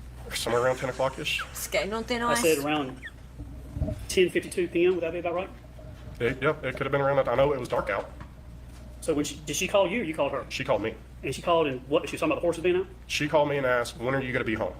And I said, well, I haven't, I haven't really decided, but wow, what's going on? And what did she say? She said, the horses are out. You need to come home and get them up. On July 3rd, you're at the house with your mom working, go to lunch, your dad's at the restaurant, but you don't remember whether or not he left or Hello. anything like that. I'm like 99% sure my dad was still sitting there. But whenever y'all departed, he was in a separate car, you were in a separate car, and your mom was in a separate car? Yes, that is correct. And you went from the restaurant to the lake, Yes, sir. and you were there all night until you came home? Until she called me and said, Go "Come on." anywhere else? No, sir. And I mean, we went out on the lake on the boat and did that, but I went to the lake house. About 10:52, you said you got a call from your mom about the horses. Did she ask you to come home or anything? She asked, when are you coming home? She asked And- when you're coming home. Yes. All right, that call's around 10:52 p.m. And you talked to law enforcement after all this happened, told them your timeline and things like that, right? Oh. Yes. And I think they were able to take photographs of your phone just to show your time calls and things to the That's a law good enforcement. point. Do you remember? I remember him. I gave him my It's phone. just an extension of his face. And at about 11:34 p.m. or so, did you get back to your house? Yeah. Yeah, Straight it was down. from the lake house, which is up in Dawsonville, to the farm. That was about, anywhere from 35-minute to 45-minute drive. And we got back at, say, around 11:34 p.m. Did you talk to your mom? So I came in and, I turned up towards the barn. And once I came onto the property, I see the horses in the pasture. And I pull in and I pull up and I see the fire burning up behind the house where the burn pile always was. So I go, I pull up there to the barn. I try calling her, Melody, and she No wonder did he not has a answer. beard. So I went around and He has checked no on all chin, the- The otherwise- separation. Yeah. the door shut and We have to know where it the starts goats and were good stops. everything. And I went upstairs to my apartment, and then she finally called me back. And when she called me back, I said, "What the hell? I thought you said the horses were out." And she's like, "Well, I put them up. I was able to get them and put them up." Do you remember saying anything to her about your dad deciding to burn the fire or anything like that? Yeah. So after she told me she put them up, I said to her, I guess Daddy decided to burn that pile of wood, the burn pile. And she was like, "Yeah." I go, "Well, y'all need to somebody needs to pay attention to it throughout the night so it doesn't spread. And then I said, you know, I'm waking up very early in the morning to go play golf, and I'm going to come over and get the debit card to get some cash out. And So she's like, after, if you talked to mom around 11:34 p.m. on the phone, what time did you go to bed? it was pretty shortly after that because I was pretty exhausted from being out in the sun all day. All right, the next morning, July 4th. What time did you go get the ATM card from your mom? Very early in the morning. Because I want to say we either had a 7:30 or 8:30 tea time. So, I mean, the sun just rose by the time I got over there. Did you go up to the house? Yes, I drove over to the house. Did you call your mom to come to the door? How'd you get her to the door? So, you know, the night before, I told her I was going to play golf, and in the morning I was going to come over and get the debit card. And she said, well, just call me and let me know when you come over. And I was like, okay. Did you ask her to leave the doors open, unlocked or anything? No, because the house wasn't never really locked up. You know if she said anything about she was going to lock the doors or not lock the doors? I do not remember anything of that. Fair enough. When you, was about, do you know if it was about 6:15 or so when you went to go get the ATM? Yes, it was very, like I said, very early in the morning. So it had been around that time. And I sent, you know, I called her as I'm getting in the truck and say, hey, I'm coming This over. is on And the she 4th met of me July, at the front right? door and handed me the debit card. Yeah. Did you And- go inside? No, I never went inside. Did you go get something out of the refrigerator, a drink or No, anything? I literally walked. Did you go get a power drink or energy drink or anything like that? No, I did not. Did she let you in? I never went into the house. She literally met me at the front door and handed me the debit card. Did you run down the road, get some cash and come back? Yeah, I ran down to, you know, right there, Free Home, Publix. There's a Wells Fargo bank right there.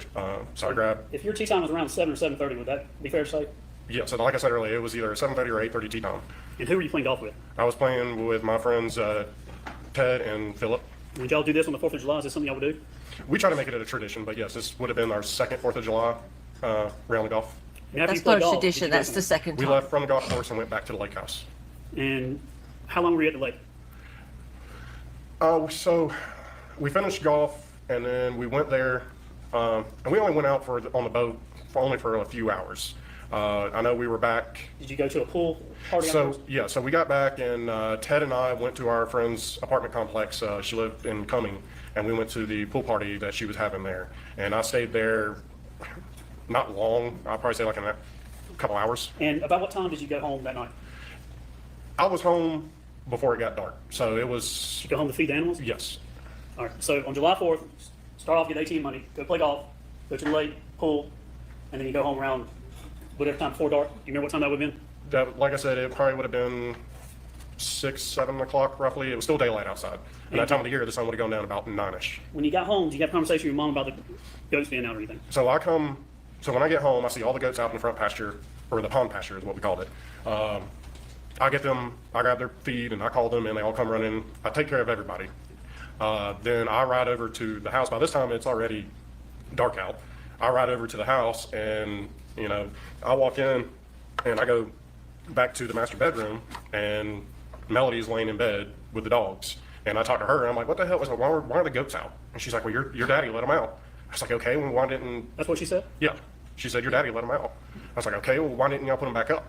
I was like, you're going to have to start doing this because I'm going to, you know, start my new career at some point. So you're going to have to learn how to take care of these animals. And then I proceeded I turn around and, I mean, maybe talked about something else, I can't remember, but I do remember her telling her that. And I turned right around, That's went right back his out, and job. got in my truck and went back up to my apartment. On July 3rd, did you see the fire burning? Yes, I did. When I came home that night, when I pulled up to the barn, I could see off behind the house that the fire was burning. On July 4th, did you see the fire burning? I do not remember it burning. Just maybe approach me real quick. His unknown new career. Literally, that's what he's there to do. He's making a big fuss of the fact that he looks after the animals. He's earning his keep there, right? Yeah. Like he's living on the property. He's spending his father's money. And all he does is look after the animals. That's all he has to do. Right? Yeah. So what's he whining about? And by the way, that's where the bit from the song comes from. You got so angry when I went to feed the baby goats. Ah. Yeah, he got angry that day because she went to feed the baby goats. He got angry All right, ladies and gentlemen, because she we're went gonna out break for the evening there. again. And Don't look up the anything about the case. The lawyers, the fire parties, the was places. out. He had put don't the talk fire to anyone about the case. on. Don't talk to your family about the case. If they want to know about the case, they can watch it on the internet. You can't. But they can't talk to you about what they watched on the internet. Don't talk to each other about the case when you're in the jury room. Yeah, right. Yeah, he was angry. Alrighty. We'll pick this up again next time, guys. He's going to be on the stand for a bit. Whoa. Okay. He really should connect. He should consider a full neck beard. Well, yeah, but imagine the... Okay. Or a turtleneck. Or a turtleneck, yeah. But the thing is, like, we haven't seen his profile. Like, his actual profile would be very flat, I'm imagining. Yeah. Benjamin Gray, a member for 11 months. You have been missing a lot. Are you enjoy? I'm so pleased to hear life is great. That's wonderful. Really pleased to hear that. Things have been looking up for you. That's wonderful. And you know what? Tomorrow, now I need to update you guys. What we're doing tomorrow is I'm having a bit of a back and forth in my mind about Hearsay for Days. I'm not happy with the time slot. I want to change it. I want to make it a bit later, or maybe even make it a different day this year. And I want to get all of you guys' feedback about that. So tomorrow, what I'm going to be doing is having a chit chat instead of Hearsay for Days. I'm going to have it a little bit later.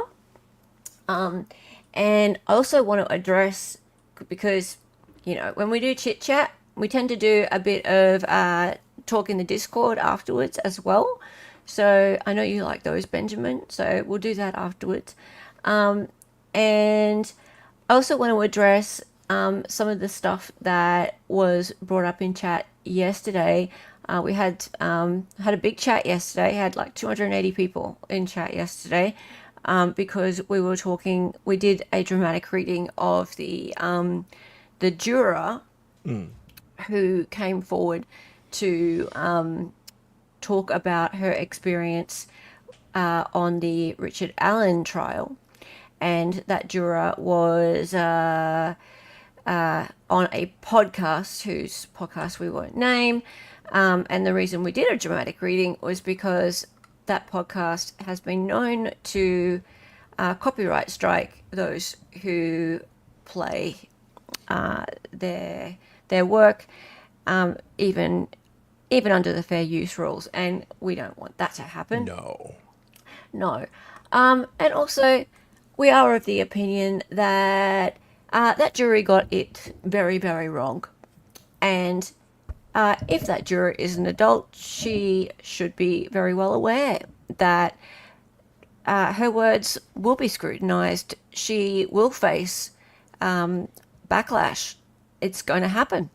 These things will happen. And she will absolutely, without doubt, from the audience that was watching or listening to the original podcast, she will receive lots of praise, lots and lots of praise for doing a wonderful job, for convicting the so-called murderer of 2 children. I'm sure she's getting lots and lots of fantastic feedback. But over here, no, that's not how we feel. So we're allowed to vent.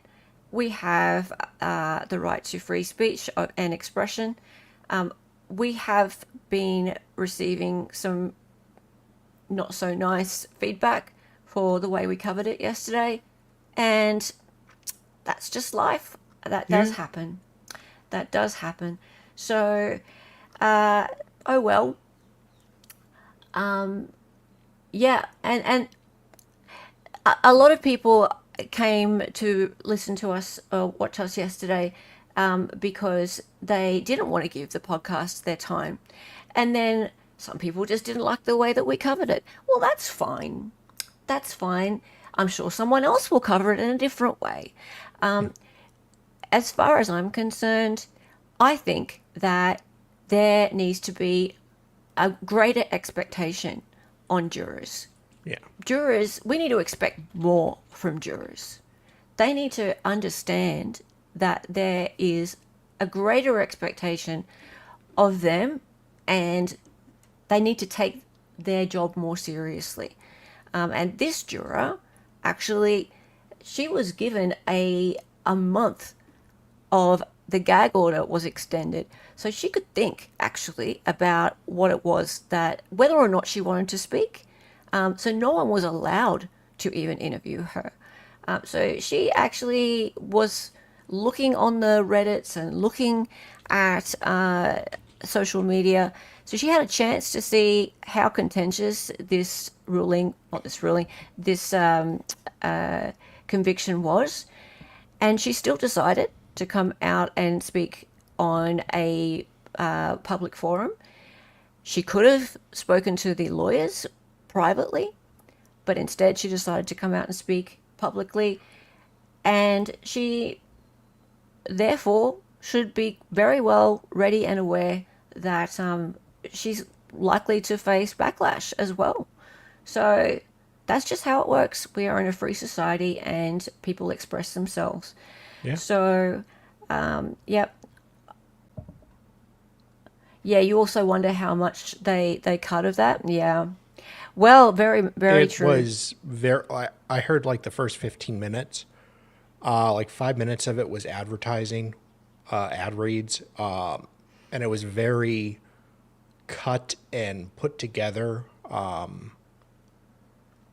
Like they really blew the opportunity, quite frankly. I mean, they wouldn't have got much, but yeah. Yeah. Oh, yeah, I got more subs and it was, yeah, lots of views and stuff like that. So that was great.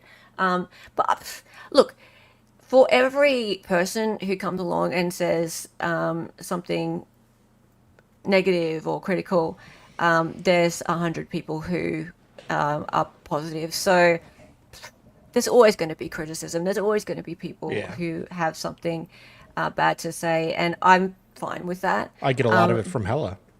Yeah. Yeah, but see, my opinion's more important. True. Yeah. 'Cause I tend to be right.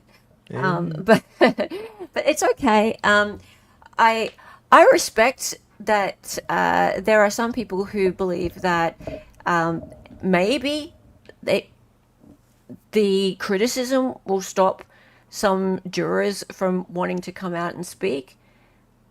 But you can't stop public discourse. You just can't, right? You can't stop people from being angry about the result. You can't stop people from having things to say about a juror saying that they didn't like the look in his eyes, for example, right? You just can't stop that happening. It's going to happen. And it's going to happen on much bigger forums than this. So people can slap me on the wrist as much as they like, and they can say, oh, Dale did silly voices. Well, she said some immature stuff. Never. Yeah, she said some immature stuff, and if that's the standard that we're gonna accept from jurors, then this is why we have an innocent man in prison for 130 years. That's it. Can't stop Discord. Yeah. She seemed more interested in fashion than the facts. So yeah, we're going to have an open chat about that tomorrow. I think we'll do it at about 6:30 p.m. Eastern. I want to do it just a bit later, so we can get I can get some sleep. I'm actually going out dancing tonight, so I'm going to do that. Going to go for a bit of a dance, and yeah, I can get some sleep, and yeah, do it a bit later, get a bit more people in, and make sure that it's accessible for everyone. And then yeah, we members afterwards, we can go have a bit of a chat in the Discord afterwards. Yeah, that'd be fun. All right. Yeah, if jurors don't want backlash, it's very simple. Don't talk to the press. Yes, you don't have to talk to the press, jurors. You can talk to the lawyers who are right there and willing and want to speak with you about the actual evidence that you saw, and that they really want to speak to you. They want to speak to you privately, right? I feel like this woman is just so like tied up in the excitement of it all that she couldn't help but want to be on a podcast. So, yeah. But I'll talk more about that tomorrow. I'll talk more about it tomorrow. Later, everybody. Later, everyone. And it's time for the song. Bye. It's time for the song. It's time for the song. Where is it? I always have to find it. I need to put it at the top. I would suggest that. Yeah. She was an Aussie. She was a fake lawyer from the future. She got on YouTube and made some live streams. The co-host is Dobby and she dances sometimes. The words are always so loud and because she's an 8 or 3. To be said.